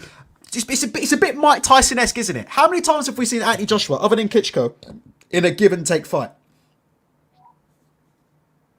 What do you guys think? Maybe I'm wrong. I'm just throwing it out there. How many times have we seen him in a give-and-take fight? Because whatever you say about Fury, innit, right? Whatever you say about Fury, he's ducking Usyk, he's a coward, he's this, he's that. Whatever you think about Fury, we've seen Fury in quite a few give-and-take fights, haven't we? Like, we've seen Fury in a give-and-take fight against Steve Cunningham, right? We've seen Fury in a give-and-take fight against Deontay Wilder. We've seen Fury in a give-and-take fight against Otto Wallin, right? Whether you think Fury's a bum, he's scared, he's crap, whatever you think about him, I'm just saying, right? But we've seen Fury, right? Whether you like Fury or not, would you agree that we've seen Fury overcome adversity multiple times throughout his career? Like, he's had things go against him, whether he's been cut in a fight, whether he's been knocked down in a fight, he's been knocked down multiple times in a fight, hurt in a fight. Innit? Like, we've seen Fury hit the canvas a few times, haven't we? And we've seen him get up to come back and not come back to survive. When we saw Fury got knocked down by Cunningham, for whatever reason, look, Cunningham overmatched, whatever, right? But we saw Fury get up and get the stoppage, right? When Fury got dropped against Deontay Wilder in the first fight and everybody thought he was done and unconscious, he came back and won the rest of the round. And he hurt Wilder at the end of that round, right? When Tyson Fury got dropped in fight 3 with Deontay Wilder, right? He came back to get dropped twice and he came back to win that fight and win pretty much every round after that and get the stoppage, right? So I'm just saying, I'm not saying Fury's ducking Usyk, Usyk's the best heavyweight in the world, whatever. Have your opinion, right? But I'm saying multiple times in Tyson Fury's career, we've seen him in give and take fights where we've had to get off the canvas to win, where he's been nearly knocked unconscious and come back and not lost. Or he's been cut badly and come back and he's come back and he's risen to the occasion. Have we seen that in Anthony Joshua fights? We've seen that in the Anthony Joshua versus Vladimir Klitschko fight, for sure. But I'm not sure if we've seen it since then. What do you guys think? Has Anthony Joshua done enough to convince you that he's not a flat track bully? Because, to be honest with you, at the minute it looks like when the going gets tough, Fury and Wilder both proved world-class hearts and chins. AJ hasn't. Listen, even Wilder, right? Whatever you think about Luis Ortiz, right? Deontay Wilder was on the verge of getting stopped by Luis Ortiz, right? That's a fact of life. Like, whether you think Luis Ortiz is 50 years old, garbage, shit or not, right? Innit? Deontay Wilder was on the verge of being stopped by Luis Ortiz, right? And he came back to win. True or false, right? He came back to win, right? He came back to get the stoppage, didn't he? Right? We've seen Wilder in a ton of fights where he's been looking ropey and down on the scorecards. He was like 8-0 down to Ortiz the second time around, right? Came back to win the fight. He looked down and out in the first fight with Tyson Fury, did he not? He was down and out in that fight, right? In the first fight with Tyson Fury, he was done. Even Floyd Mayweather Jr. ringside had Fury like 5 rounds down. In the 12th round of the fight, he nearly renders Fury unconscious. In the third fight, he's down and out. Looks like he's been on the verge of being stopped early again. Comes back and it literally was a punch or two away from becoming the champion of the world. Drops him twice. Do you understand what I'm saying? So we've seen, whatever you think about Wilder, this is about resume. You can argue that he's got no resume, he's a bum, he only fights bums. You can argue all that until the cows come home. I'm just asking you the question. Have we seen Deontay Wilder in multiple fights show that he can come through adversity multiple times, innit? Like, he can get hit, he can get hurt, he can get put down, he can be on the verge of getting stopped, and he can still come back and fight and turn it around. Have we seen enough of that from Anthony Joshua in his career? Have we seen enough of that? I'm not sure we have.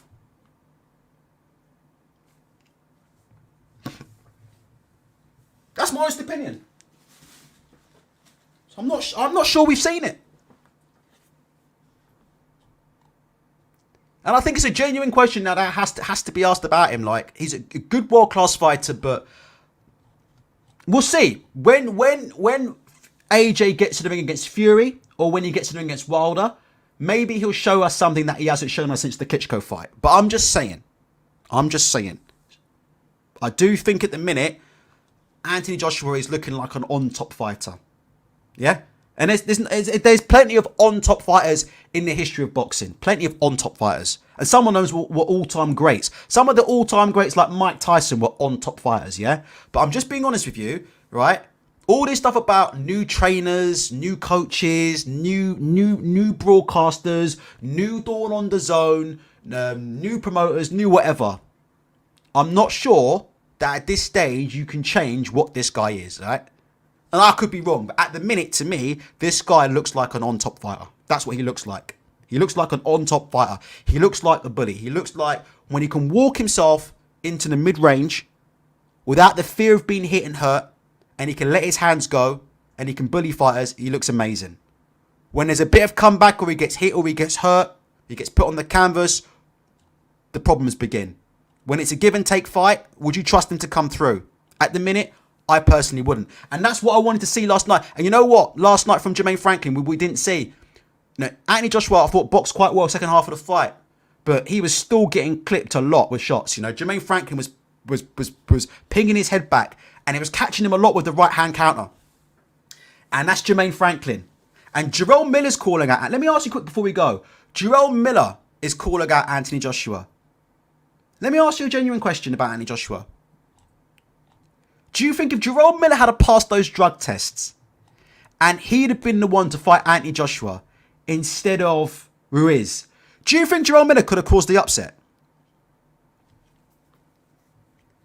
If Jarrell Miller could have found a way to pass them drugs tests, do you think Jarrell Miller could have caused an upset? Because you know what? I would make Anthony Joshua the favourite to beat Jarrell Miller by stoppage, right? I think Anthony Joshua's on another level to Jarrell Miller. I think he's on another level. But you know what? Jarrell Miller has the power to hurt him, you know? Yeah, of course, what Jarrell Miller is what he is. He is what it is. He is what it is. Tony, you are welcome to come on, Tony. I know you're busy and stuff. I'm just putting it out there, Tony. If you do want to come on, Tony, and have your say, you are welcome to come on. Like I said before, let me know, Tony, and I'll give you the link. Just let me know.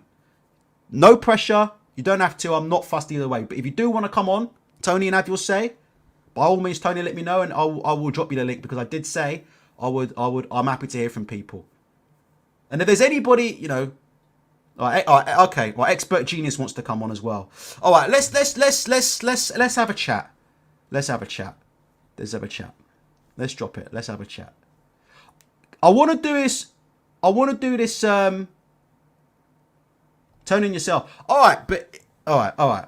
Let's do this. All right, hold on.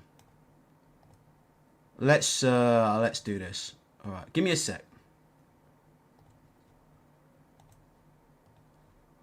I don't want to have too many people come on, yeah, because when we have too many people on at one time, all right, it can get a bit dodgy. Do you know what I mean? Because then we have to sort of switch between 4 and 5 people. What I'm going to try and do, right?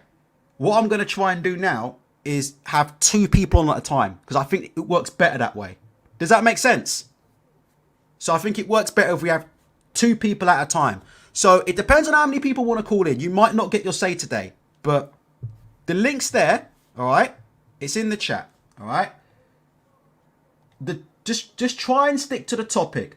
The topic of the conversation is Anthony Joshua fans. Is it time to admit that he isn't the fighter you thought he was? Maybe he is. Maybe I've got it wrong. Maybe he is the fighter. Listen, you can never write him off in a fight because he carries power. I'm open to all possibilities. It's not about bashing the guy. I'm open to all possibilities. I'm just interested in different opinions. That's all. And as long as people come in here and give their opinion respectfully, then they're welcome to come on. So I've pinned the link. Yeah, that's fine. Hold on, Tony. What are you saying? I'll give him everyone message. Yeah. Yeah, absolutely, Tony. Yeah, Tony, I'm fine with that, Tony. Yeah, so I'll wait for you. If you want to come on, Tony, just pop back on. It's not a problem. I'm happy to wait for you. Right, let me get my headphones on. All right. Expert Genius, can you hear me? Yeah, I can hear you. Okay, brother, I'm just gonna go and get myself a cup of tea. All right. Oh, no, While I do that, that's all right. While I do that, all right, can you for 2 minutes, or probably less than 2 minutes, give your thoughts on the topic of conversation about Anthony Joshua? Do you feel like Anthony Joshua fans maybe need to come to terms with the fact that he maybe isn't the fighter that we think he is, or how do you feel about the situation, Expert Genius? Feel free to have your say. To me, there probably was a point of time that Anthony Joshua was what his fans were saying that he were, but now I would say since the Klitschko fight and the things he said after the Klitschko fight, Anthony Joshua hasn't been who they say he was, and it's really time to come to terms with he's just not that guy. And why do you think that is? Do you think it's because he lacks dog? Do you think he lacks heart? Do you think he's just not a dog? Do you think that when the going gets tough, he can't deal with a true like 50-50 fight? I think him not being able to deal with a 50-50 fight has nothing to do with him being a dog or anything. I think that was him just believing in the hype that Eddie Hearn and his fans was putting on him. I think that got to his head, and when the going got tough and he seen that, hey, there's people that's out here that's really not scared of me and really want to fight me, it kind of messed with him mentally. Now, when it comes to the dog, I think Klitschko and Ruiz took that dog from him.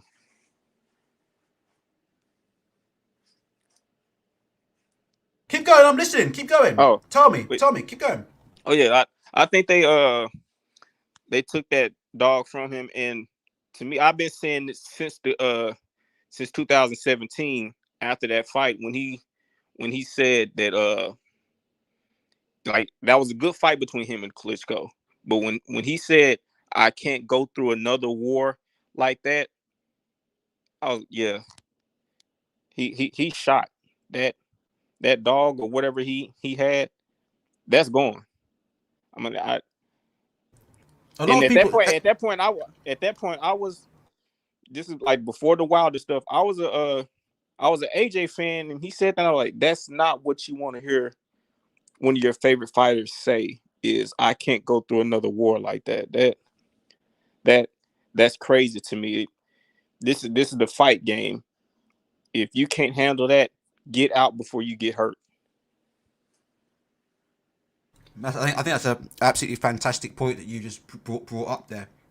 Do you think, Expert, that a lot of this is just pressure? That he's just got so much pressure on him, pressure from the promoter.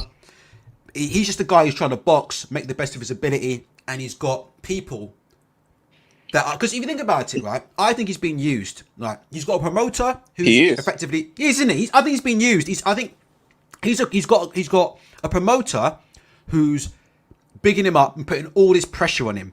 And I think all the pressure that's been put on Anthony Joshua, doesn't do any good for Anthony Joshua. Saying things about, he's about to go into a fight with Andy Ruiz, right? Yeah. And all they're doing is talking about a fight with Deontay Wilder. That was crazy. I never understood why they did that. And of course, you've heard me say this a million times, right? But he said, as he was going to the ring against Ruiz, he was thinking about Wilder, right? Crazy stuff. And I just think, like I said, he's being used, isn't he? Like we talked about all these hangers on he's got around him, the Bellews and the Chisoras and that. If you got any thoughts on that about the people he's got around him, giving him advice, it does seem like he's got a lot of people around him that are in it for themselves and not for him. When it comes to Derek Chisora, I think they're cool. I think they're friends. I don't know about the Tony Bellew situation. He needs to drop that clown. If they are friends, he needs to drop that clown. I just don't like Bellew. Chisora, I just don't know what to think. I don't know if they're like actually, because I heard that they were cool. I don't know if they're actually friends, but if they're just like cool on, hey, how's it going type thing, just get away from that, because it's like you said earlier, they're attaching themselves to your name, to get in the media, get these interviews, get people talking about them, and they're using your name to stay relevant. Exactly. I agree. No, I absolutely agree. And Deontay Wilder, I know you're a big Deontay Wilder fan. Wilder's not getting any older. I can't see this fight happening. I think he's out of the top guys, he's the oldest in the division. He's 37. I think like I said, I think Joyce is 36 or 37. Then you got Usyk, who's 35, Fury 34, Joshua 33. Like, man, it's right now for Wilder, it's now or nothing. And I heard what Tony said yesterday about Wilder beating Usyk. I'm also a Usyk fan too, and I think we should stop sleeping on Usyk. I agree. Carry on. Keep going. I agree. Keep going. But man, I'm just looking for the new batch of the young heavyweights, up and coming heavyweights, because I'm pretty much done with this era. I think so, innit? And we're done with them all not fighting, and that counts for Fury as well, innit? I agree with you on that. And for the longest time, I wanted for Wilder and AJ not happen. I wanted to place the blame on AJ for that, but you really can't place the blame on AJ, because especially with the 50 million when Wilder got him the 50 million. You remember the tweet AJ sent out, "Let's go," right? Mm. Yeah, AJ put out "Let's go," meaning he wanted to fight. It was Barry Hearn and Eddie Hearn that talked him out of it, and then Barry Hearn did that IFL interview where he explained it more. And like you said, he said he didn't care if AJ ever fought Wilder. It's like, so these guys were the company men were the one that was actually ducking this fight. So I agree with that. No, I agree, and I don't think I don't think AJ and Wilder have ever been scared. I don't think Joshua. I don't think they've ever been scared per se, but I think they're willing to fight. But like I said before, politics got in the way. All right, Expert Genius, thank you very much for calling in. You need to give me some tips, man. You actually know my missus is in the other room. You don't need to give me any tips, man. Oh, you trying to get in trouble too? No, you're gonna get me in trouble now. I'd never cheat on my wife, but so I have to take that back there. Jesus Christ, there. But yeah, but if I was single, Expert Genius, I would be coming to. Have you ever thought about running some kind of dating advice? Do you know what? You could be Expert Genius. Have you ever thought about becoming the new Stevie Harvey? You can start teaching some. Have you thought about that? Becoming teaching some of us here to get some of these bad light skinned bees like you, man. See, mine was a process, because like my girl, I grew up with her cousin, so I had years to throw my charm out there. Oh, okay, right. So, Right. so I had since middle school. So we almost in our 40s now. So hey, it Oh, is what fair it play. is. It is what it is. All right, brother, man. Take care of yourself, man. You're always welcome on, man. All right, no problem. Tell Tony I said what's up when he comes on. Tony's here, bro. Tell him Yeah. yourself. Hey, what's Tony's good, here. bro? Hey, expert, can you read underneath my name? Hold up. I can't really see it. Hold on. Let me make the screen bigger. Oh, yeah, let me do it. Read it out loud. I did this for you.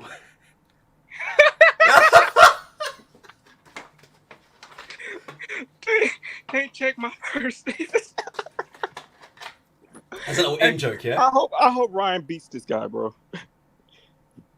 Man, I hope Ryan beats Tank. It is what it is. It is what it is. All right, expert. Thank you very much, brother. All right. Take care. Catch you in a bit. Catch you in a bit. Tony, what are you saying, man? All right, Tony. You know what the dealio is. Looking back on things, Tony. Looking back over the last couple of years, what are we saying about Anthony Joshua? Do you think it's time for certain people to admit, do you know what? We got this wrong. World-class fighter, top fighter, capable of you give him a chance against anybody because of his punching power, but this is not the best heavyweight of a generation that we're looking at. See, I look at it like this. All the talent in the world, all the attributes in the world. Regardless of what you say, in the era that he's in, he did the hard route. He knocked off the champions after champions after champions, fought the ex champion, even though he caught him after Fury and he had a year and a half layoff, he still fought him. So he solidified himself as the best. But the problem is, you can listen to any boxer tell you, boxing is 90% mental. And when you lose your mind, when you lose your confidence, all your attributes mean nothing because you hesitate, because you become gun shy. And when you're at the elite level, fighting people who might be slightly worse than you, but they're very close, those milliseconds of doubting yourself add up.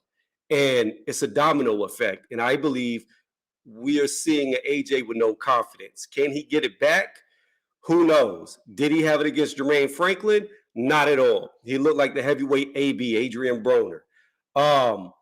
As far as him losing his confidence, I don't agree with y'all per se. I don't think it happened in Klitschko, because even after he got floored with that uppercut against Klitschko, he got up, went back in the pocket, and fought fire with fire. Although Klitschko did have a couple of rounds where AJ was just shelled up really bad, which has always been the chink in his armor, he did come back, and he did fight fire with fire, and he did get Klitschko out of there.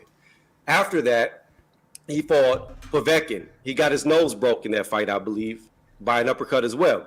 However, he didn't back down. He didn't run away when he got hurt. His legs buckled. He went back. He fought fire with fire. If you go early in his career, when he fought Dillian White, I believe in his 16th or 17th fight, he was hurt several times in that fight and kept fighting fire with fire. It wasn't until he lost to Ruiz that killer instinct left him. When you look at the rematch against Ruiz came in eating cheeseburgers, leaving bacon grease all over the ring, super out of shape. I don't believe when AJ lost, he was at his best, and I don't believe when Ruiz lost, he was at his best. So both guys never fought each other at their best. However, what we do know is in the rematch, he did not want to engage with Ruiz. He did everything he could to stay away. He played keep away. Then he gets in there with an old Pulev. Now, granted, Pulev had only lost to Klitschko, but Pulev's one of them guys that remained at the top by beating nobody. No idea how he stayed at the top, but he was there. He was old, and he got exhausted fast. And AJ, he did land some good, solid shots and stopped him, but there wasn't a lot of engagement from Pulev. It was more walking in the punches. But then he gets in there with Usyk. Against Usyk, in the first fight, to me, he did better. I know you disagree. You say the second fight, if you look at the CompuBox, the punch stats, AJ threw way more in the first fight, and he slightly landed less. It was only a couple of punches that separated the two fights in between what he connected. But what he did do was, in my opinion, he committed a lot more to his shots, and it was reflected in Usyk's face. He was bruised up, looked like he got out of a car wreck after the first fight. After the second fight, he barely looked like he was in a fight, which tells me that when AJ, although he landed slightly more than he did in the first fight, he wasn't putting that same commitment into his shots. And when he fought him the second time, he fought the same way as the first time. He never really went in the pocket. He never really wanted to trade. He never really wanted to engage. And if you look back, and I know I'm being long-winded, but no. Keep going. If you look back at AJ, even whenever he fought Martin, who you brought up earlier, the guy that walks this earth like a god. But even against him, yes, he beat Martin from mid-range, but he was right there in mid to close range in the pocket and was catching him on a counter punch. He wasn't scared. He was looking for the shot to catch him with the counter right. And he set it up perfectly. Again, it wasn't until he lost to Ruiz. And I wrote this in your comment section earlier, and I'm going to explain what I meant by that. He's a bully. And you never really know, because AJ, people have always said he's manufactured, always said that he was fake, always said his personality wasn't real. He's just corporate. And I think after the loss to Ruiz, you're really starting to see his true colors more and more and more, because you never know somebody's true colors till they're put into a corner. And what we've seen is the second time he lost to Usyk, he threw the belts out, spit on him, wanted to take over the show. After Franklin, he hit him in the back of the head after Franklin turned his back and the match was over. We also watched AJ do a lot of dirty tactics that he normally didn't do. He held Franklin numerous times behind the head and was throwing uppercuts while holding him. He put his forearm in Franklin's face. He was doing headlocks to Franklin. He was constantly holding. There was a time when the referee was going to separate them. In the middle of separating them, he hit Franklin in the face in front of the ref, and the ref said nothing. But yet the referee warns Franklin for pushing AJ off of him. Ridiculous.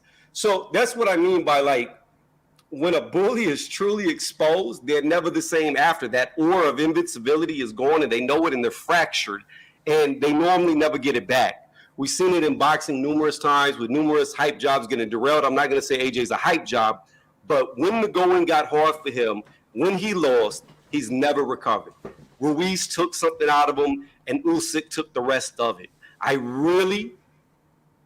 Unless Derek James can do some type of psychological work on him and lay him on a couch and hypnotize him and make him revert back, I don't see how you can fix him, because he's broken. He's Humpty Dumpty. He fell off the wall. You can't put him back together. It's over. In my humble opinion, it's over, because if he gets in there in front of a guy like Tyson Fury or Deontay Wilder and hesitates like that, he's done. He's going to get sparked fast. I don't see how he fights Wilder like he did against Franklin and pauses so much. Even like Wilder can beat him from range because he's longer. There's no way he's going to stay at range. 100%. Keep going. I 100%. I think the range would be a real. Anyway, go on. Yeah. No, you're good. So there's the fact of he's got to get close, but every time he gets close, he wants to hug. Well, what did we see Wilder work on? Short hooks. So good luck hugging a guy who's longer than you, looking for you to come in. It's going to time your grabbing. So good luck with that. Let me just quickly say, I don't believe, and I could be wrong, I don't believe Anthony Joshua is going to. I think he will really struggle to get to the inside of Deontay Wilder, because I just think he'll be so hesitant from the outside.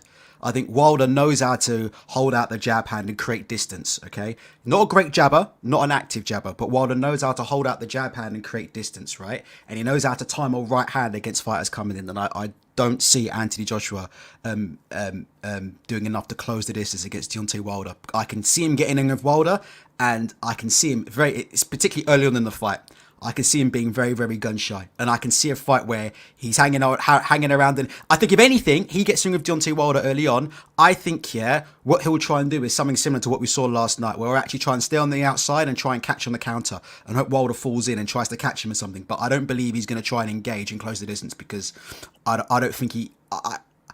I don't want to be careful what I say, Tony, but I think he'll be spooked before he gets in there. Sorry, Tony, carry on. That's my opinion. I think he'll be spooked before he gets in. I don't think he'll be aggressive. I don't think he'll be aggressive. I agree with you 100%. I was talking to my girl about that earlier. I think the fear factor, because if AJ's scared to get hurt and hit by somebody like Franklin in the pocket, because his clinch fest started after the fourth round, after he got popped one good time and got his head snapped back. Then it was just jab. I wouldn't even call it jab, jab, grab. There was a lot of times where it was just hold. I agree with you. I think he'll be very hesitant, and that'll be all the time that Wilder needs. And the thing about Wilder is even if AJ's looking for the counter, like I said, alluded to earlier, his chink in his armor has been when people hit him with barrages, he shells up like a turtle. He doesn't look for the counter 100%. punch. He doesn't attack back. And Wilder gains confidence off of that. If you don't fight back against Wilder, he's going to throw everything at you. You're going to get windmilled into oblivion. You're going to be like meat being tenderized. He's just going to keep hitting you, and he's not going to stop. And it's unfortunate because I really believe AJ had all the attributes to make a once in a lifetime, once in an era fighter. And it's just unfortunately, he just doesn't have the mental. Like if AJ had the heart of Tyson Fury or the heart of Deontay Wilder, he would be damn near unstoppable, but he doesn't. He's fractured. And that's just my 2 cents on it. Let me ask you one quick question for you guys. I want to ask you about early on in his career, right? You made a comment there about he beat who he could beat. Looking back on it as we look on it now, though, right? He won his first world heavyweight title against Charles Martin, and he unified the titles against Joseph Parker. Knowing what we know about those two fighters, right? Is there an argument, and I'm just playing devil's advocate, that despite the fact that Anthony Joshua's fought some decent top 10 fighters, like he's fought Pulev, he's fought Povetkin, he has some good names on his record, right? These are good, A, B level fighters. They're not killers, right? But he's got some very, very good heavyweights on his quote unquote resume, right? Would it be a case that Charles Martin for an IBF, I mean, Charles Martin didn't even win that. We all saw how Charles Martin won that title. Charles Martin only became IBF champion because Galashkov fell over his own ankle, right? And had to retire. That's the only reason why Charles Martin became a fucking champion. He didn't beat anyone to become a champion, right? And Joseph Parker is Joseph Parker. I mean, he's a guy now who's literally on Boxer struggling against cruiserweights, struggling to get cruiserweights out of the ring. Would you say that Anthony Joshua's route to a world title and Anthony Joshua's route to becoming unified champion was actually one of the easier routes that we may have seen? Like, it wasn't really that I've got to be careful what I say, Tony, but do you think there's anything in that? Like, you look at, he beat Charles Martin and became world champion, and then he unified against Joseph Parker. How many fighters in the top 10 could unify against Joseph Parker? If you'd put Andy Ruiz in that same situation, world title fight against Charles Martin, unification against Joseph Parker, I think Andy Ruiz beat Joseph Parker, etc., etc. Do you think that actually, like, his run, like, he almost had it handed to him on a plate a little bit? Just say what comes to your mind, Tony. Say what comes to your mind. Well, the first thing that comes to my mind is you forgot that Charles Martin is like a god. So Gracie did fall over. The wind from the punch broke that ankle. Like, that is God power right there. Even the wind is deadly. So, that was Charles Martin to the max. Like, that was a legitimate knockout win. But the thing about Charles Martin is this. I will say this. Charles Martin left the ring for a very long time. He was shot. I think he was out the ring for like a year and a half, came back from being shot. He got in there with who I call Old Nacky, because I think Cal Nacky looks old as shit, way too old in the face to be calling himself babyface. And he showed he's a dog. Charles Martin's got dog in him, 100%. But the thing about that fight is, if you really look at it, you could see the ring rust in Charles Martin, right? It was a 10-round match. Had it been 12 rounds, Martin would have won that fight, because he started coming on and there was nothing Kalnacki could do. He was getting pieced up towards the end of the fight. So if you would have gave Martin 2 more rounds, I believe you would have beat him. Then he gets in there with Ortiz. We could all argue that Ortiz is like 56 years old. Maybe he's 66, 76, somewhere around 106 years old. We know that. But until he got caught, he was out boxing Ortiz. So I would say overall, it's probably a good win. Now, you brought up Ruiz. You got to keep in mind that even though I believe Ruiz should have beat Parker, it was a very close fight. And because it was so close, it was easy for them to give it to Parker in his backyard.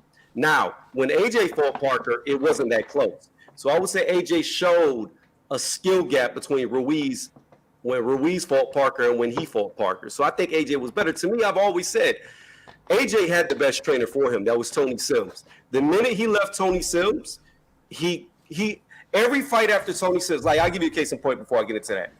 Mike Tyson, who you talked about earlier, right? The best Mike Tyson ever looked was underneath Costamato. When Costamato died, he started to regress. Now, you could be like, oh, no, he still had Kevin. Kevin was still there as his trainer, and he got undisputed after Costamato died. However, what people don't look at is the way they fight. Little things that Mike Tyson used to do under Costamato, he quit doing. The head movement wasn't good. The side-to-side bobbing and weaving, the way he got in. He was a changed fighter, and it just got worse and worse after every fight. Ever since AJ has left Tony Sims, to me, he's looked, even though he's had bigger wins since leaving him, he's looked like he's gotten worse after every single fight. But isn't that just the opposition just increasing?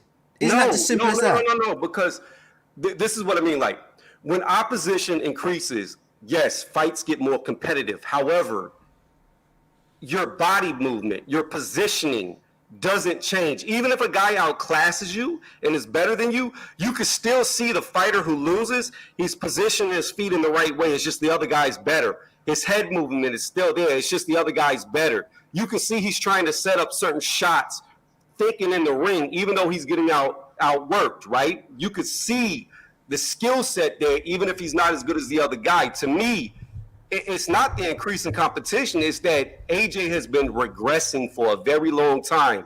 And now that he's got no confidence, that's even worse. Okay, we'll have to see. Let me ask you one last question. I want to ask you about the hangers-on.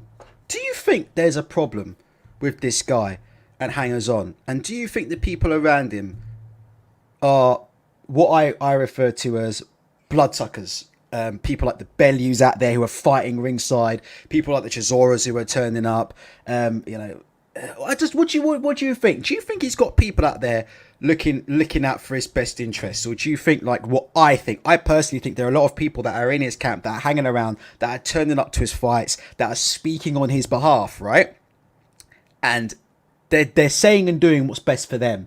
Do you know what I mean? Like calling out Tyson Fury and Deontay Wilder right now for Anthony Joshua, to me, isn't what's best for Anthony Joshua. What's best for Anthony Joshua is probably another tune-up fight after that fight, right? But nevertheless, people want to make money out of him. Nevertheless, people want to increase their profile of him. Have you got any opinions on that at all, or whatnot?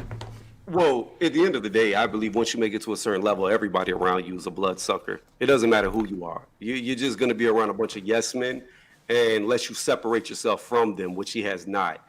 Wilder had a bunch of yes men. Oh my God, terrible. Fury as well. True, that's true. Yeah, but Fury's so like sporadic. You don't know what he's gonna do. He'll be your friend one day and then hate you the next day. So he's he's done well, in my opinion, to stay away from a lot of them, because you don't know what he's gonna do. One day he's gonna be training with you. The next day he's got a new trainer. With the new trainer, he's leaving him. Then he's back to him. Who knows? The dude's crazy. But yeah, I do believe, because I mean, to me, your true friends show when you're at your worst, right? AJ looked very bad against Franklin. Let's make no mistake. He won the fight without a doubt. I gave him 10 out of the 12 rounds. I gave around 3 or 4 to Franklin, the rest to AJ. However, he looked bad, and he looked very gun-shy. He looked very scared. The fact that Eddie Hearn said, "We want Tyson Fury next," tells you that's not a real friend. He's trying to cash out. He doesn't want to see AJ develop anymore because he believes the money train is about to get derailed, and he wants to do the biggest fight possible before that happens. He's not looking out for AJ. He's looking out for his wallet, in my opinion. Fair enough. That's it. Tony, any final words? Because we're going home. Any final words? Fine. I got to go back to the garage. I appreciate you letting me on. Have a good day. Man. See you soon, Tony. Guys, that's it. We're out. And that's it. Yeah, cash out time. I don't think there's anything more to say. I do disagree with Tony about Tony Sims, right? But look, Tony does know more about boxing than me. Maybe one day, me and Tony will see, because we can't look through footage. Can I just say one thing before we go? This channel, right, would be so much better if we were able to actually show you footage. Do you know how much better this channel would be? Because guys like me and Tony and guys, and we could all go through and we could actually show you footage and actually explain to you, right, what we're seeing and what we're not seeing. Because I'd like to see some footage, and I'd like to see some things about why he feels that Anthony Joshua was better, yeah, under Tony Sims. I'm not necessarily agreeing with that. I'm not necessarily agreeing with that. But listen, it is what it is. But I would say, look, I mean, yeah, that was something that I feel would take this channel to another level. Let me just go through final comments. Last 2 minutes, I'll go through a few comments. Blah blah blah blah blah. Brian Burke. Let me just check. How are Man United? Brian, how are Man United doing? I haven't been checking. Let me quickly check. I hope they're. You know what? You know. Let me just quickly check how how Man United are doing very, very quickly. Because I'm hoping it's a you know what. Let me check. Okay, Brian Burke says, I don't think AJ is good enough to change. Did they lose? Are you serious? Did Man U get beat? Let me just see that. Oi, oi! Oi, oi! Ten Hag! Working miracles according to Mark Goldbridge. Right, I'm going to go tune into United Stand. Ten Hag is working miracles according to Mark Goldbridge. After spending 200 million. Glazers out. Anyway, right. Brian Burke says, I don't think AJ is good enough to change under a new trainer. This isn't a Lennox switching to Manny Stewart situation because AJ is so limited as it is. Expert Genius says, Eddie Hearn has power of attorney over Anthony Joshua. That alone tells you Eddie Hearn never had Anthony Joshua's best interest at heart. Crazy D3 says, the talk about... He says the talk about Tyson Fury and Wilder is just nonsense. It's going to be the White rematch. If Anthony Joshua cannot look good against Dillian White, that's it. I'm done. I have to say that. Now, seriously now. If he cannot look good against Dillian No Feet White, that is it. That is it. And I should have asked him that, but we'll get Tony's and Sherman's opinion on that coming shortly. That really is it for me. That is the final straw. If he can't look good in the fight against Dillian White, it's retirement. It really is retirement. Let's have a look here. Palmo Perez says, there's always been hangers-on in boxing. When will the fighters learn to tell them to fuck off? Like I said, genuinely, I think if you look at Anthony Joshua and if you look at the stuff that he comes out with right now compared to the stuff he was coming out in with the beginning of his career, like you can see, I mean, look at some of the stuff the guy comes out with. You know, he's talking about Big Meech, Larry Hoover. He's talking about property deals. Do you know what I mean? Time plus money plus whatever. You know, he's out here, you know, talking about, you know, being spun upside down. I mean, this is what happens, you know, and we've seen it across all sports, you know. We've seen it tap into the likes of Conor McGregor. Do you remember Conor McGregor when he first started in MMA and he first became champion? If you go back and listen to interviews about Conor McGregor, like, he was fantastic to listen to. And Conor McGregor was actually very, very insightful. He's incredibly insightful. If you ever listen to Conor McGregor talk about meditation, talk about how to control the fear of fighting, you know, all these things, how to, you know, he talks. He's very, very perceptive in the way he talks, and he comes across as very, very intelligent, and he comes across as an individual who's very, very self-aware. And if you look at Conor McGregor now, over the last couple of years, he has lost absolutely all self-awareness. Like, he's lost all self-awareness, and it's very, very similar with Anthony Joshua as well. Can you see that? He's starting to lose that self-awareness, and I'm not being harsh, but you can see the delusion just come in in some of the things he's saying, some of the things he's saying about himself, some of the things he believes about himself. Do you know what I mean? Some of the things he was saying, like, do you know what I mean? Like, Anthony Joshua really is, and it's sad to see, and it happens, you know, pretty much to most athletes when they reach that top level, but it is what it is. Right, yeah. Charles Martin is a dog on his hands and knees barking. Okay, right, guys, please feel free to hit the like button. I really appreciate you being here with me today. And listen, I really appreciate it. Listen, today's numbers for me were great. You know, look, did we do 1,300? No, but 200 in a chat, still fantastic. I really, really appreciate the support from all of you. And like I said, on this platform, like I said before, as long as you're respectful and that, you can come on here and, you know, if I like you enough, you can come and have your say. Take care of yourselves and each other.